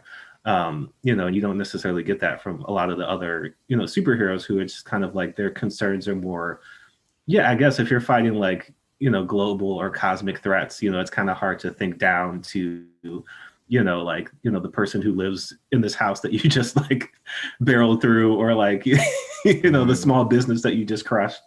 Thank you. So see, when I say that about Carol, people don't understand it.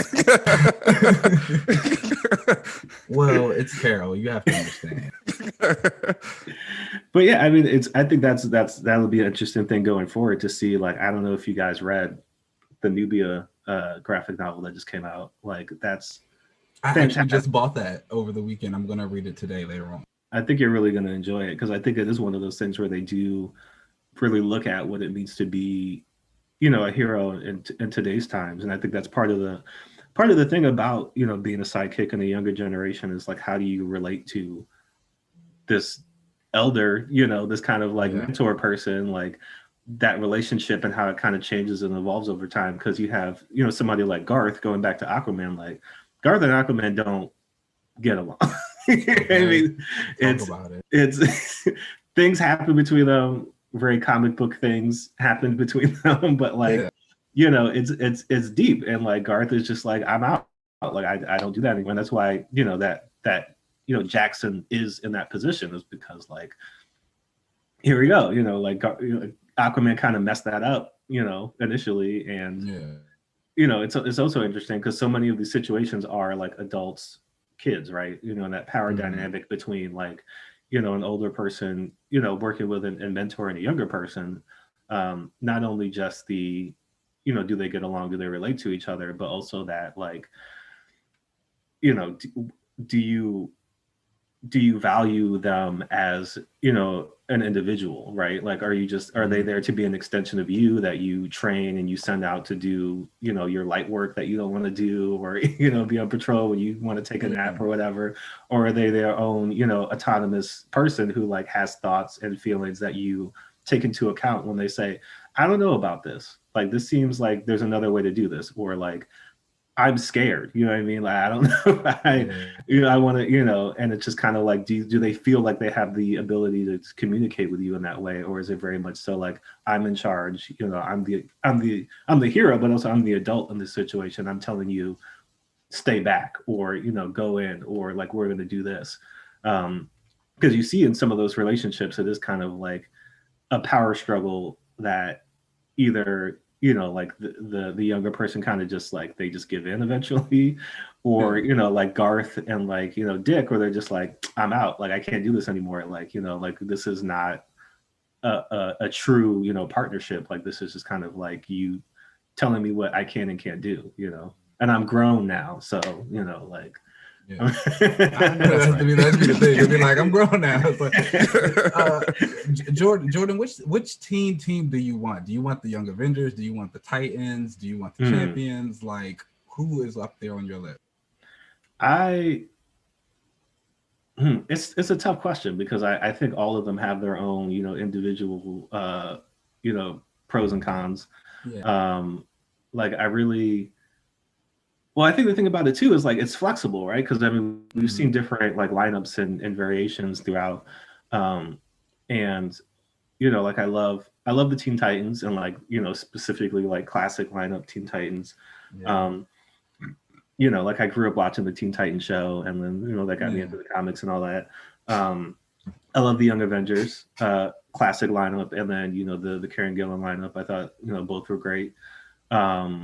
Champions is great too. I think I might go with Champions only because it seems like what I like about the Champions is specifically this latest run is kind of like the idea of them reanalyzing what it means to be, a hero, but also like what are a hero's responsibilities? Because I think that's such an interesting concept and topic, when it comes to because the backlash that people are like, oh, so they're literal social justice warriors now, and they're going to go out and solve all these problems and do all this stuff. But I think it really does come back to, well, like if you had the power, right? Like if you had these abilities, if you had the literal power, but also like the influence that these kids have. And when you think about social media now and like the amount of sway, if you have X amount of million followers and you tell people like, this is how I feel, or this is what's going on, like you can reach a large audience, right? And we've seen that kind of work for good, and we've seen that kind of work for bad.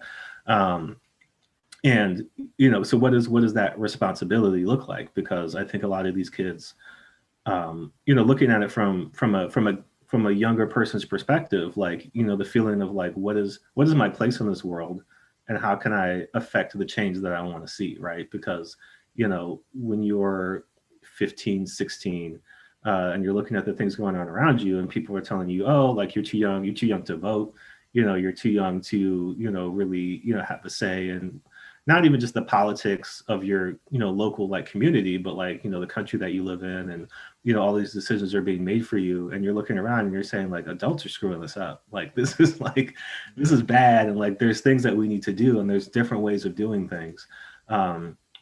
But also, the internal conflict of that as well, because not all those kids are going to agree about what needs to be done, and they're not going to agree about, the way forward. And, they're all kind of growing and changing as people too. So I think it could be very interesting to have, a group of young people who are looking to handle, because I find that fascinating too, just like the hierarchy, right, of like what superheroes deem to be like a priority, right? Like, okay, Yeah. Lex Luthor is in town, and he's got a giant robot and he's stomping through Metropolis, right? So like that's a problem. But also like there's a fire, on the other side of town, like that's a problem. But also like, there's a string of robberies going on, like that's a problem. But like it kind of goes all the way down. And I think a lot about there's a Batman black and white issue from like a long time ago that basically the concept is, Batman is like fighting like the Joker or the Riddler, and like, it's drawn in a very like superhero, action style. And then, the next page is like Batman's walking down the street by like the single mother, and she's like, I just got fired, on some BS, and like, my job is like, they ran me out and I need to feed my kids. And like Batman is drawn as kind of like a zombie like character kind of walking through, and he's like, can't do anything about that. But then like Riddler shows up and it's like, oh, back to action. I'm going to punch this guy in the face and take care of this. And the next panel is like, Batman, I got arrested on some like trumped up weed charges, and like I'm going to be in jail for like 6 years. Like this is messed up. And he's like, well, what can I do about that? But seeing, characters like kind of not even just tackle again like the very big socio-political kind of things, but just like some of the just the day-to-day issues that kids go through, I think could be great to kind of focus in on that, just because being a superhero is a very difficult like job to man. There's always, specifically with kids, it's like I got to take this test and I have to like do have to be home at a certain time, and like all these other things that you got to deal with, but also like I'm a superhero. I mean, like it's like none of this is important right now. So I think there's a lot going on there, but it would be great and fun to write all of those. I think there's so much with each of them, and I hope to see more of them. I know Teen Titans is getting a reboot. I have to imagine Young Avengers is coming back in some way, shape, or form, in the near future. Champions is definitely going on. Danny Lore's taking over that. I'm excited for that. So like there's a lot of great opportunities to see these characters, but I always want more. Like I always want to see more. Yeah. I think there's definitely ways, whether it's digital comics or graphic novels or whatever, to kind of give each of these characters spotlights and let them kind of, whether it's, because I mean that was the cool thing about Future State, was that what if of like, okay, like we're going to give a lot of these sidekick characters the opportunity to take over and like be whoever, even if it's just for these 2 months, and just kind of a glimpse into that. So I wouldn't even mind more kind of like what if kind of stories. Like it doesn't all have to be in continuity, where like you were saying, LZ, like, oh, like, well, Batman's gone, it's like, well, no, like Batman can still exist in the main continuity, but like over here in this other multiverse, like so and so's Batman, and like what's that like, how does that work? Okay, well, that was amazing. I have a final question before we get up out of here. If you could pick a character that you would like to see, not necessarily like assume the mantle. You know what? I'm just going to tell you what I was thinking. So, so I had thought about like the whole assuming the mantle thing with the sidekicks and everything. And there are a lot of Robins, and my favorite one is Dick Grayson, but I really am a big Tim fan, and I've always thought of Tim not necessarily becoming Batman, but I've thought that he should take over the mantle of Oracle, and he should be the guy in the chair. Or do you have any character that you would like to see not necessarily take up the mantle, but something like not a mantle that they're directly tied to, but one that they could, a different one that they could assume? Sure. Well, I think the Robin question is so interesting, just because there's a million of them, and yes. it's all like the hierarchy there is kind of crazy too, right? Because like I said, like my opinion, Dick Grayson should be Batman. Like he should be the next in line. But then you also have Damian, who's kind of like literal heir apparent. Like he will be Batman. Like that's, even if he's got to kill Dick Grayson to do it, like he might do that. Like that's his ultimate goal, is to be Batman. But then you have a bunch of other. I mean, you've got Tim, who I always feel like Tim isn't necessarily like the eternal Robin, but he does feel the most like Robin fits him the best. And not even because he's like a natural sidekick, but I just think that like that persona, like he kind of really, when he came in after Jason, it was like, this feels right. Like this feels like, you know, a character who kind of has all of these things, that combination of, you know, the kind of joy and exuberance that Dick Grayson had, but also like he's more mentally in line with Batman, right? Like he is like a real detective. He is like a real like, you know, kind of science forensic person in the way Dick Grayson never like flips. I do flips. Tim is the one with common sense. The rest of them don't really have too much of that. And that's what I mean. Even when I said like Duke came in, and Duke was kind of like, I mean, he wasn't going to do any of that. Like he doesn't do the flips, and he isn't like a science person. He's kind of like, he lights up. Yeah. He's definitely got his own thing, you know, and then obviously, you know, Damian is, you know, Batman Jr., you know, all the way. Yeah. So I think that would be cool. I definitely would like to see, you know, Tim kind of take on his own role in some way, whether that is because he's been like Red Robin, which is like, that's fine. Yeah. But I think there's definitely more to be done with him. Yeah, I mean, I do wonder, right? Because there are certain characters who, like, the role that they play in the universe, Marvel or DC universe, is kind of like, you can just kind of slot somebody else in there. Like, who am I thinking of? Not the Phantom Stranger. Spectre? Yes. You know what I mean? Like, the role of the Spectre is like, anybody could be like Spectre isn't necessarily like a set character, so you definitely could have somebody, you know, fill in that way. I don't know who that would be because I mean Spectre is very much so like vengeance, like he's there to get revenge, you know. And I mean, I was under the impression that Wonder Woman was going to take over that role, but I read that DC Infinite Frontier Zero issue, and I'm not going to lie, they faked me out. I was under the impression that Wonder Woman was going to take over that role, but to see her say kind of like, no, I don't really need to do that. I'm still going to just be Wonder Woman. Was kind of cool. So you're right. I feel like anyone could be Spectre, but it is kind of a role of vengeance. Right. Which, I mean, it might fit. Like, I mean, again, if Jason Todd became the Spectre, like that fits. Like that's kind of his lane. Yeah. In the Marvel universe, I mean, because I mean, there are kind of other roles that are a little bit similar to that. I mean, Swamp Thing is another one, and like the current Swamp Thing run does have another, you know, like person kind of assuming that role. You know, so that could definitely work. Man, because I feel like in Marvel there was like Silver Surfer, I think could be one, right? Like, you know, kind of like you're the you know, you're the Herald of Galactus. So I mean, it's not necessarily, again, it is more of like a title necessarily than a character. Like there's been other Heralds of Galactus. I can't say who would make a great Herald. Dazzler was one, wasn't she? Yeah, I think so. Yeah, iconic. It was great. But yeah, I think there's definitely room for that. Like we talked about, it doesn't necessarily have to be, you know, specifically moving into another hero's lane per se, but like there's roles that are kind of like, because man, again, like Punisher is somebody who is very conflicting, and like there's a lot of stuff going on there. I don't know, Jordan.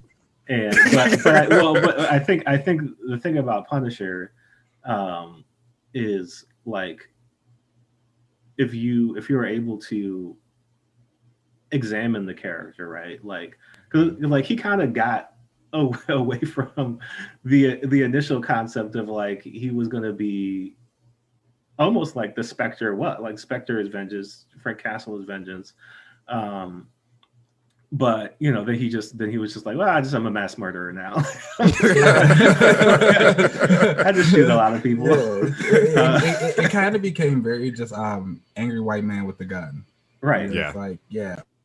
But it is an interesting thought experiment. It's like, well, what if you drop somebody else in that situation, and not necessarily like lethal protector, but like somebody who was wronged and, you know, kind of took it upon themselves to, you know, kind of make sure, because again, right? Like the initial idea was like, I'm not going to let what happened to me happen to anybody else. But then it was just like, well, I got all these guns, so who's going to stop me?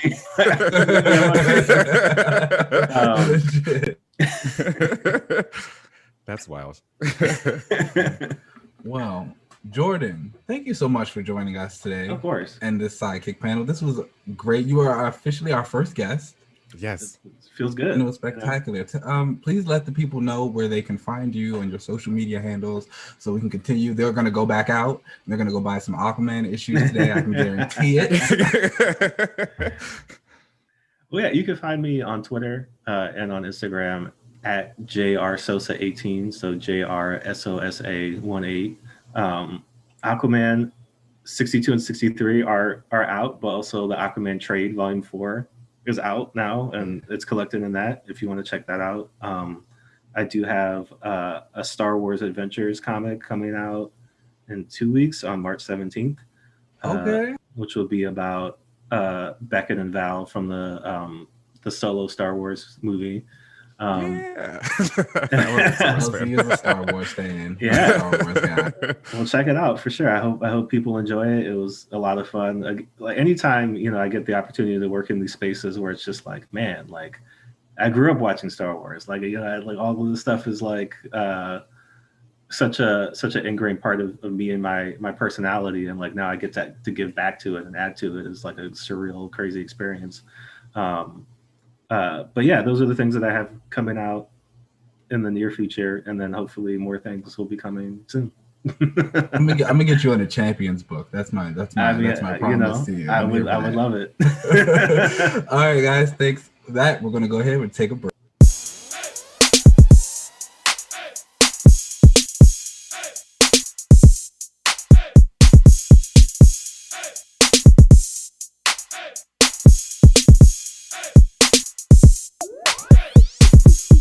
All right, everybody, we're back. What a thrilling sidekick panel. Yes. That was so dope. Like, wow. Yeah, that was good. Like, I'm inspired right now a little bit.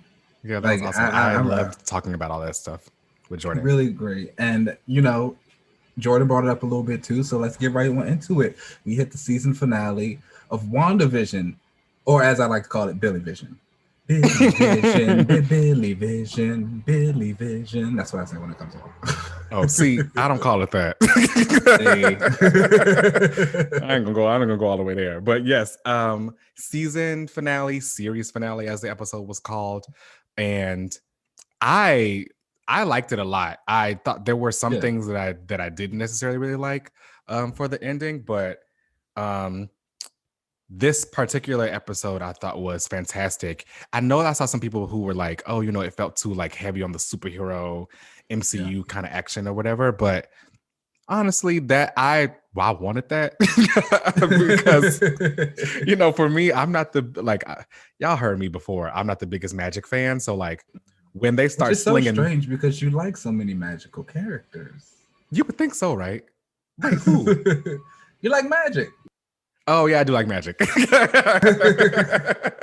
I do like magic. That's fair. Yeah, but like when they started slinging like bolts and energy shit at each other, I was living for that. So that looked really good. It looked really good. I was like, yeah, this is hot. This is hot. Yeah, I was liking that a lot. The rune, like the hex and like the intensity of it was like getting dense, and I was like, yeah, this is good. I was like, this is what I came to see. Yeah. So like this episode opens literally where the last one ended, which to me made me feel like it was okay that this one ends with a lot of like the CGI superhero fighting, because it was obvious that these last two episodes was one whole thing just split into two, because this one literally picks up exactly where the last one ended. So we've got Agatha floating with the kids, in a magical chokehold, and Wanda is out there trying to get her kids back, tells them to go inside, and the fighting starts. And it's witch versus witch, and she's like Scarlet Witch, or Wanda as I should call her now. She hasn't fully accepted that yet. She throws a little chaos bolt at her, and we see Agatha absorb it, and then she tells her, I can absorb magic. Like it's kind of my thing, really. It's I could absorb it from people who are undeserving, is what she says. Now, who is she to be the decider of that? I think that's up to her. She's the one who made herself that. But she says that she was there to just absorb the chaos energy, and basically she just wants the power for herself. And she thinks Wanda can't control it and can't really do anything with it. So they start fighting, and she tells her, if you just give me your powers and you can keep all this bullshit that you created in Westview. And Wanda responds by throwing a car at her. And as one would. And I thought this was cute with that when she got to the car, only her shoes were there, like the Wicked Witch. So, yeah, I thought that was like a really nice little nod. That was a cute little touch. And she sees in the reflection that this white thing is just floated in, and she turns around, and it's the White Vision who we saw at the reveal in the post-credit scene last episode. So she walks up to him, and she is thinking that like Vision is back now. But he starts to smush her head. And he is like, no, I thought you were powerful. And it's really was a frightening scene. Like, okay, so like I was just about to say, like, I think like the whole head crushing thing, I think that is like really terrifying when people actually do that in movies and stuff like that. Because what an awful way to die. Like someone like crushing your head, and like it's like, oh my gosh. Right? Like I remember when that happened in Game of Thrones. That was wild. Like it's just like, damn. Right? Like, God damn. So, and just the sound effects of all of it, like really was like, it's like really it doesn't sit well with me. That's one of those ones I'm just kind of, and like usually like a lot of things like that don't bother me, but that's one of the ones I'm just kind of like, oh, like that looks, I don't need that. And there was nothing she could do because she's like, I don't know, 5'7", and he was like 6'3", and like had her like off the ground with her feet dangling. But sure enough, in comes the other Vision to come and rescue her, which I thought was an interesting nod to maybe the comic book, because in the comics, when she resurrected Wonder Man, after Wonder Man had died and then he came back to life, she was the one who brought him back. And he always used to wonder if he was always tied to her, because he only ever existed when she needed him. So like if they were out on a mission and she needed help with something, all of a sudden Wonder Man would come in and swoop in and save her, but then he would like disappear by the end of the mission. So I thought that I wondered if that was like a cool little nod to that, with this Vision that she created, came in to come and help her. Save her. Yeah, that would be cute. I thought that was a cute little thing. So then we get the two Visions fighting in the street, which I thought was a really cool, really cool scene. Nice. Budget, because I thought that the CGI between the two Visions as they were fighting with each other and phasing with each other and shooting each other with their like energy blasts and stuff was really cool. And then after that, we get to see Hayward and all of them. They're trying to like break into the hex. Jimmy has been arrested basically, and Jimmy like steals a phone and call somebody and tells them to come and help him. So Jimmy also like breaks free of his handcuffs, using his tricks or whatever. All it takes is a bobby pin or a safety pin to break out of his handcuffs.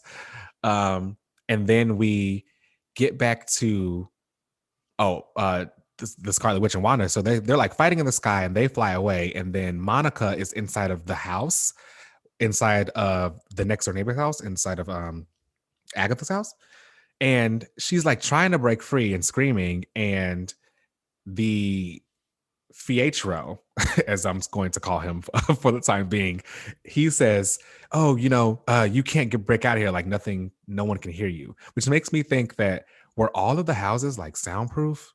Like, do you think there was a spell on them that once you went back into your house, like no one could hear you? Because it seems to me that like, I don't think every spell that the Scarlet Witch cast was done with like care. Of course. She may have wanted them to stay inside of the house, but in her head, she probably stayed inside the house, but the magic spell that got cast was they were trapped in that house. Because the next scene after that is Wanda fighting Scarlet Witch inside the town, and she's like looking for her, and Agatha is like, do you realize what all you've done?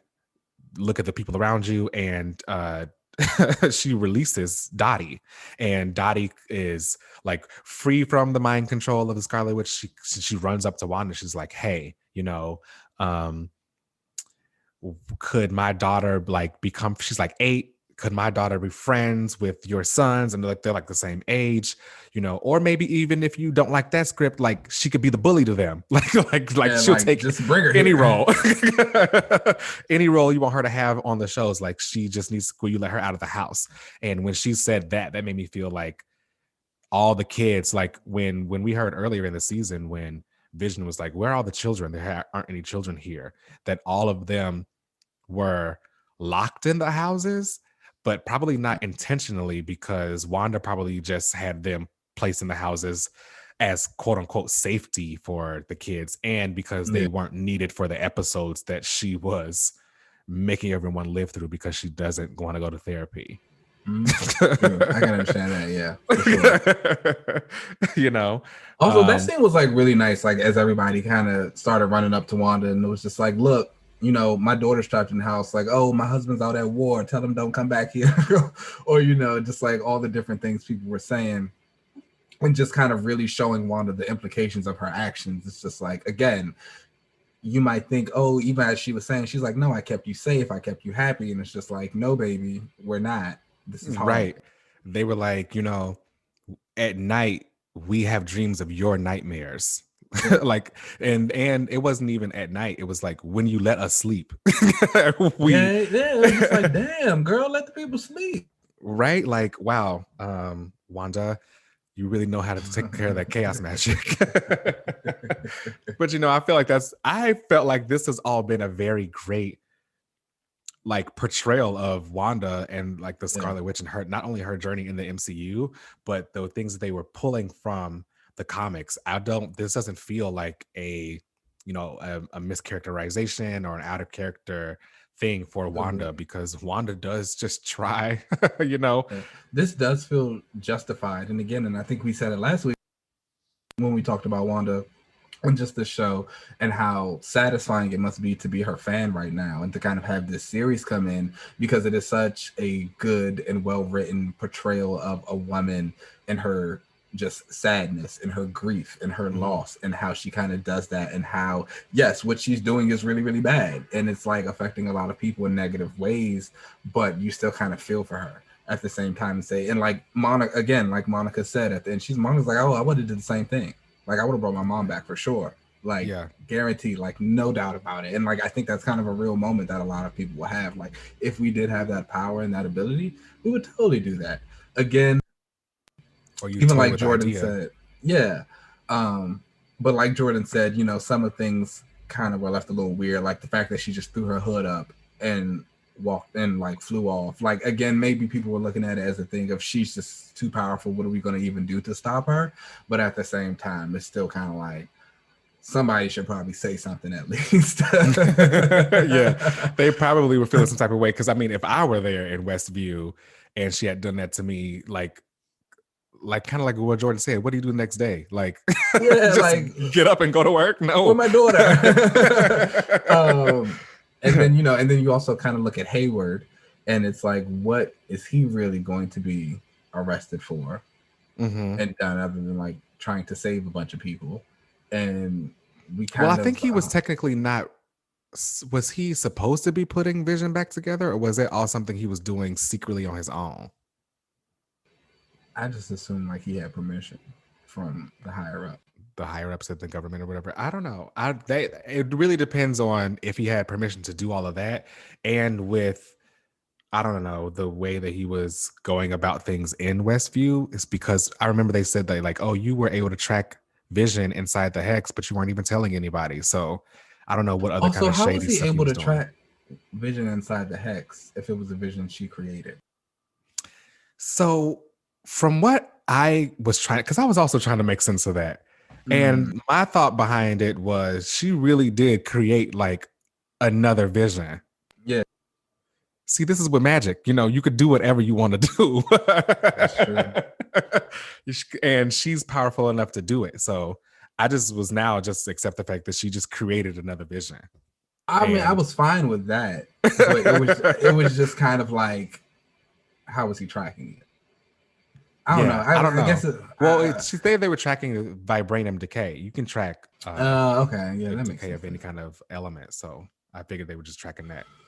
How did you feel about kind of the ending as she's like bringing the hex back in and reverting everything back, and we see the loss of we kind of see her saying goodbye to the kids and to Vision, and kind of like coming to terms with all her sadness.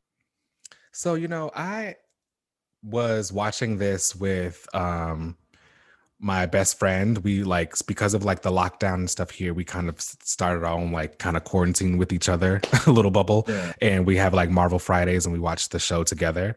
So while we were watching it beforehand, he was like, if this were me, I wouldn't be surprised if she didn't let the hex down, because she was that like wanting to be with her family. And it was interesting to see that's exactly what she did. She started to release it because she felt bad for the people, which that also was a really interesting scene, because everyone is circling around her and telling her how they've been affected by her, and they're all being so loud, and to get them to shut up, she like choked them all out. So I think she really needs to get a handle on this chaos magic before it takes over her. And so yeah, she started to let the hex down because she felt that bad for the people. But once she started to see her kids fade away and her man fade away as well, that was just too much. So she put the hex back. So I thought that was actually interesting because it felt more authentic. It didn't feel like it didn't feel like there was going to be this big heroic moment right then and there. She was going to be sad and cry it all out, and then that was when she's going to transform into the Scarlet Witch. It felt more real that she couldn't really give them up yet. I can agree with that. And then, how did you feel? So when she finally comes into the spot of like accepting herself as the Scarlet Witch and that outfit shows up, how do you feel about the new outfit? I'm as much as I give her, she's hot. She's a hot girl. She's a hot girl. She's a hot girl. As much as I give Scarlet Witch and Wanda, that outfit was giving. I don't like the wig. Again, an MCU wig has failed me, and I am which is crazy because the wigs on this season have all been really great. I thought that wig that she wore when she was stomping through Sword going to go get Vision's body, I liked that one. That has some bounce to it. And but yeah, the last wig that she had on, I don't think I liked the color. I'm fine with the curls and it being teased out, but I don't think I like the wonderful curl. Wanda. Yeah. I do like wonderful curls. It might be the color that's taking me out. But the suit was I will admit, I felt like her hood did not fit with the rest of the outfit though. That's funny because I actually liked the hooded costume, and I normally don't. And I like the hood. It just felt like two different costumes. It felt I guess for the way it was kind of raggedy. Maybe I gotta look at it again. It was a little raggedy though, and I felt like the outfit was very sleek and clean, and so it was just a weird mix. Yeah. So while she's up there fighting Agatha and shooting off all of this chaos magic and chaos energy, and Agatha's absorbing it, little did we all know that she had been casting runes.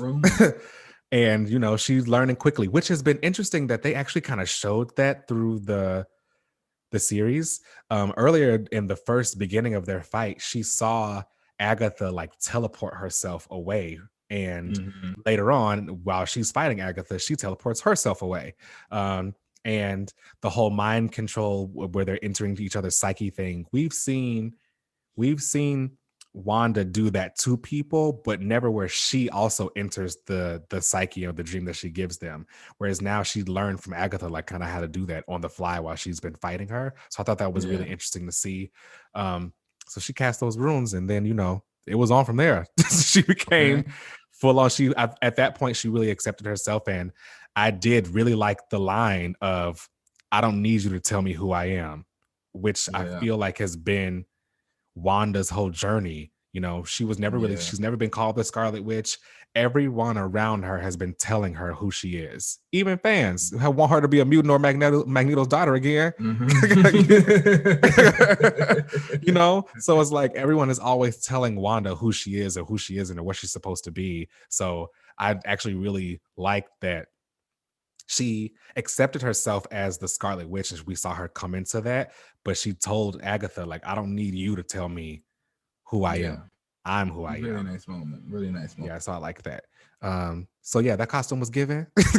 And then, you know, then we get this really, really touching ending where she is having this conversation with Vision, and he says, you know, I know that you're going to fix everything and put everything back, but it won't be a happy ending for us. And she's like, you know, no, not for us. So they all go back to the home, and she tucks the kids in at night, and they're getting ready to go to sleep. And I thought the line that she had afterwards, as she was leaving the room and telling them how much she loved them and how proud of them they were, she says, "Thank you for choosing me to be your mom," which I thought was a very touching line, because regardless of blood relation to something, you know, you can have this motherly relationship. And she is like, you know, you didn't have to stay here for me to be your mom or whatever. You could have ran away or anything like that. And I thank you for letting me fill that role for y'all. So I thought that was really, really touching, especially considering it seems like that's all she's ever really wanted was a family and to be a mother. And she wants to have the life that she wants to have, that life that she was kind of denied, you know, losing her parents and like her childhood. You could tell family is a very big point for Wanda, and this was her time to have it. And so to know that it was kind of like finally leaving, it was like, oh dang. So I thought that was all really touching. And then we get the final hello, is what I guess they're going to call it. It wasn't a goodbye, it was a hello, between Wanda and Vision. And he asks her flat out, you know, before the hex comes down completely and all of this is completely back to what it was before, what am I? And he says, you know, Wanda says, you are a piece of the Mind Stone that lives in me, because, you know, she did have her powers amplified by that Mind Stone.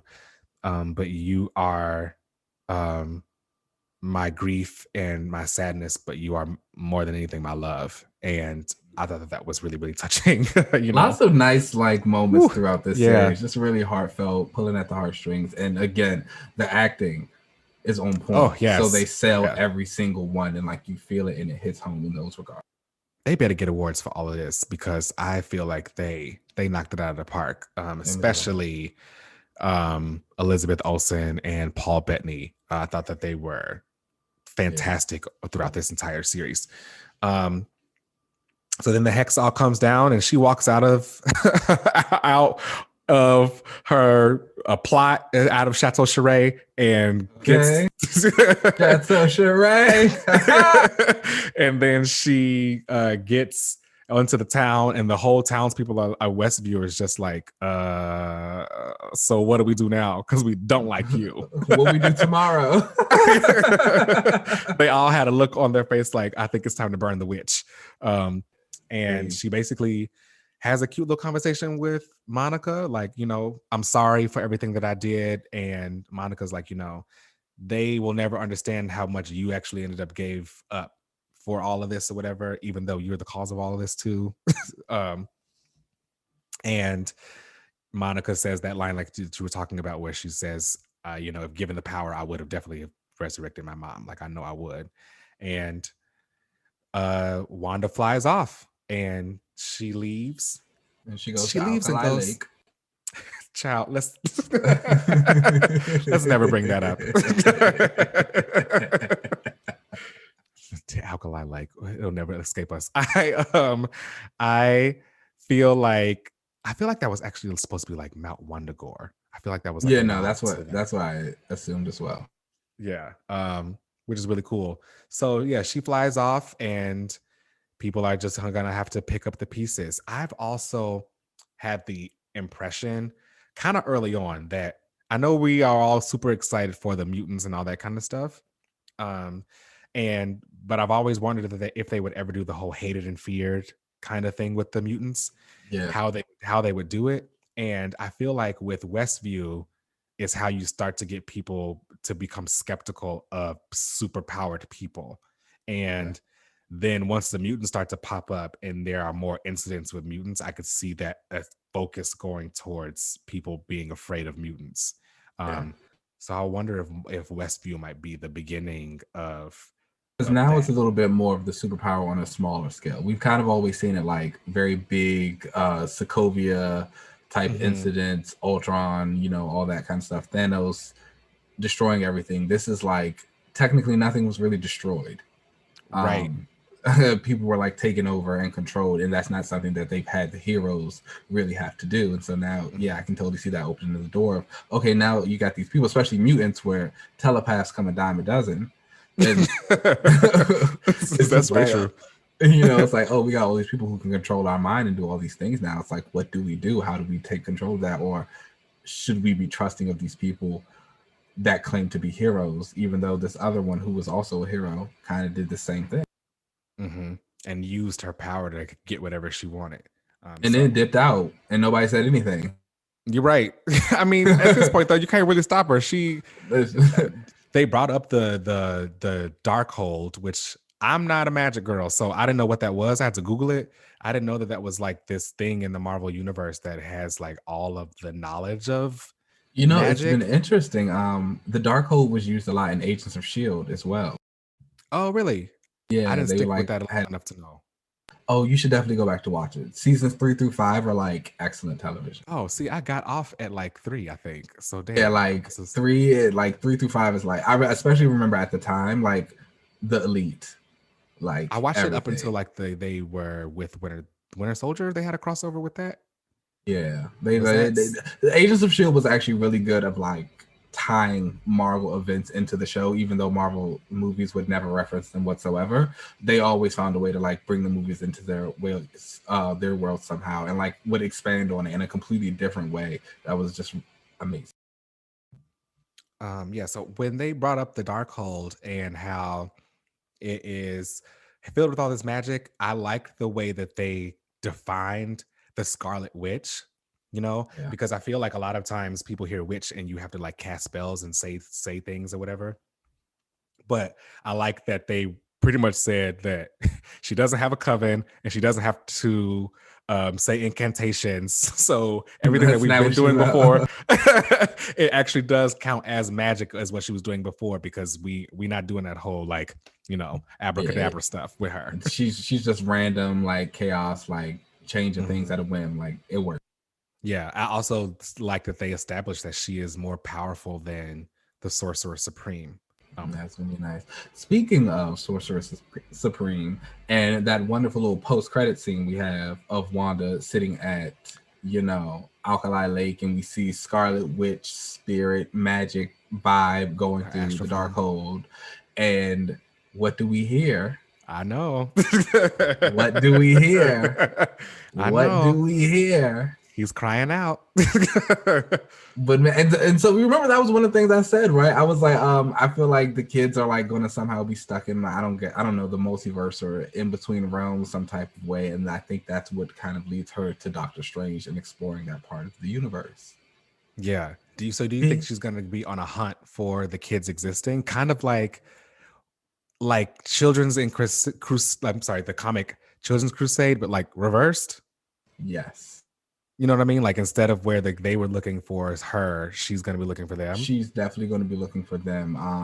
I don't know how they'll do it. Like maybe, of course, we'll probably start to get like some older versions of them, or like we'll see them older, but like again, they're not her kids, kind of like how they've done it in the comic universe. But Billy Vision, he's coming. He's coming. What's wild is if they had never pushed anything back, we would be getting Doctor Strange 2 in May. Yeah. So we would have been like getting that follow up already. But I think they pushed it back now to I think November or something like that. I think it's coming in. I just need them to hurry up and like maybe get on the streaming train a little bit, like something. Yeah, this is some great content.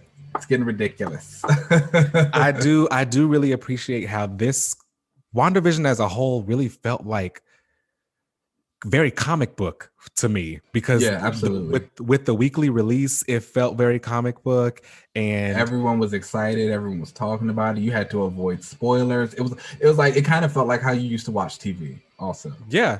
Pre-binging and all that good stuff. Which of course we love a good binge, but it's like there's something about the excitement of the collective together watching and like enjoying. And I liked being able to just stream it whenever afterwards, and rewatching it and having my own theories.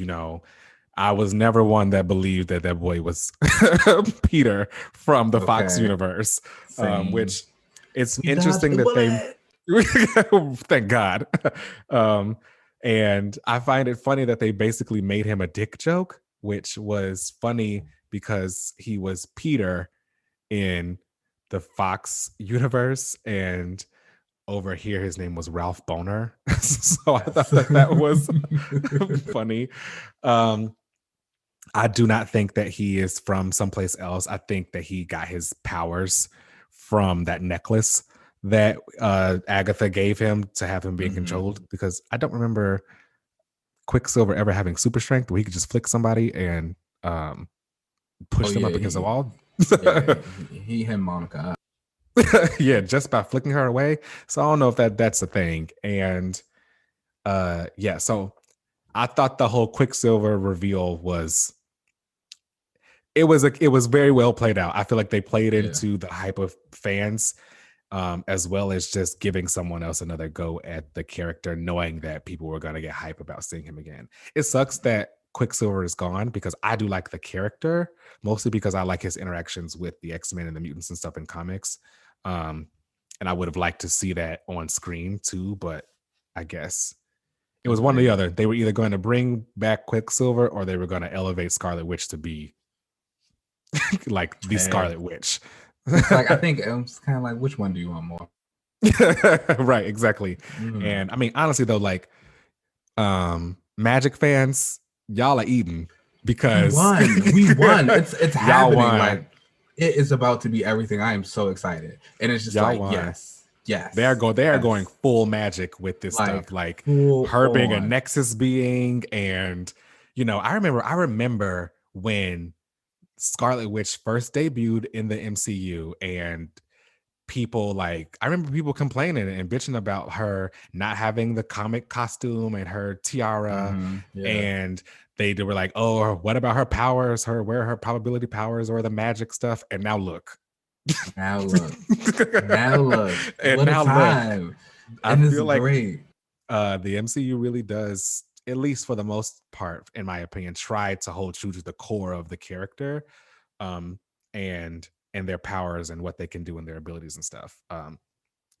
Outside of a few, I think the Hulk kind of gets the shaft there, but I think mostly that's only legal stuff. If they had the full rights to the Hulk, they would give him more stuff, I think. But I think he's kind of finding the role he has. I mean, I agree. Honestly. But yeah, overall, fantastic, really, really great show and series. One of my favorite, I think, entries into the MCU. I don't know if it's really fair to really compare it to the movies per se, because it's longer. It's a different format. It's the way. Yeah, I can agree with that. I don't think they get way more time with the characters to flesh everything out. But if I still were to compare it to the movies, it's better than a lot of the movies. So I ain't even gonna lie, it's up there for me. It's a really great show. Overall, I would give it like a 9 out of 10. Yeah, agreed. Really enjoyed it. Loved a lot of the acting, loved a lot of the characters, the settings, the story. I'm excited to see where it goes. Obviously, I think it ended very open. But again, like it is the MCU, things are always kind of connected. They're always still going around. So I'm ready to see where it goes. I'm ready to move on to the next one, the next MCU show, which is Falcon and Winter Soldier. And it's like, let's do that. You really keep winning. So like I before we get into that, I feel like I do have to say I thought that the Monica after credit scene was lame. Yeah. I'm not gonna lie. It wasn't that exciting. I was like, with her being brought into this theater to speak to someone. So can I be real with you? Yeah. This is a safe space, yes? Mm-hmm. I didn't really care for Monica at all. In the show? In the show. I was actually kind of bored with her. I mean, she was just kind of there. Yeah. Yeah. I mean, I wasn't really expecting too much with her. I like Monica Rambeau. I'm not a stan by any means. But I mean, I think she's cool. But so I wasn't really expecting too much of her or I wasn't hoping for too much on this show because I'm not like that big of a fan. So what I got was cool with me. Okay. Yeah. I thought that her after credit scene was lame because when that woman walked up to her and was like, "Oh, you need to come in and talk to someone inside this theater," my first thought was, this woman's a Skrull because this wig is janky. So she's clearly got to take this off. So then she comes in, turns into a Skrull, and it's like, "Oh, we heard you got grounded. He wants to talk to you, like up there." And it's like, we all knew she was gonna go to space. You know what I'm saying? Like, we know she's gonna be Spectrum, and we know she has a connection to the Skrulls and Nick Fury. So none of that was really that exciting to me. So I'm excited for what's next with Falcon and Winter Soldier to really jump into that world there. I feel like they have slowly but surely started to build out their like corners of the MCU, with they really blew the door open with the magic stuff right now. Okay. I mean, like I said, I don't even know what the Darkhold is, but so any of y'all who are really into magic, tell me all about it. It seems like that's like we'll have a magic panel one day for sure. Oh yeah, we'll have to do that. You know what? I hope we have a science one too. Okay.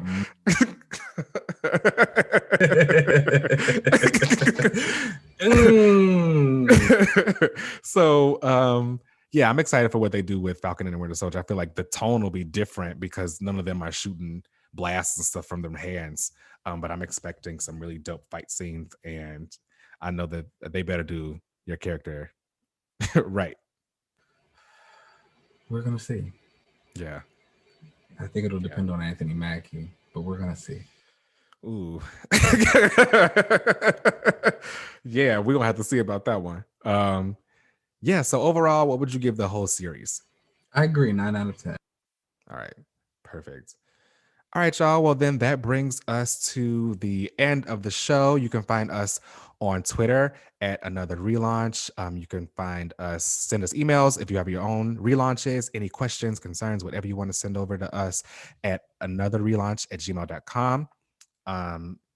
Also, again, shout out to Jordan Clarke for being on today. I thought that was fantastic. Thank you so much for coming. Follow him, support him, go buy some Aquaman comics, Yes. Get into his stuff, y'all. You can find me on Twitter and other social media platforms at UncannyLZ. I'm trying to change my PlayStation name to that too, so we can play video games and stuff together. Anybody out there who's a gamer. So Keenan, where can they find you? You can find me on Instagram and Twitter at Keenan Lance with an _ at the end.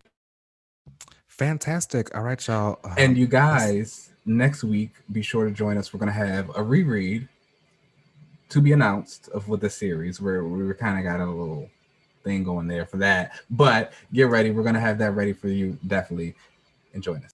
Yeah, be on the lookout for what this next reread is going to be. It's going to be a lot of fun. We haven't had one in a while. We had a few different topics or choices that we want to pick from. So stay tuned. We don't know if we want to do a bad story or a good story. Pretty much. Both will be a lot of fun, though. Right. All right, y'all. We're getting up out of here.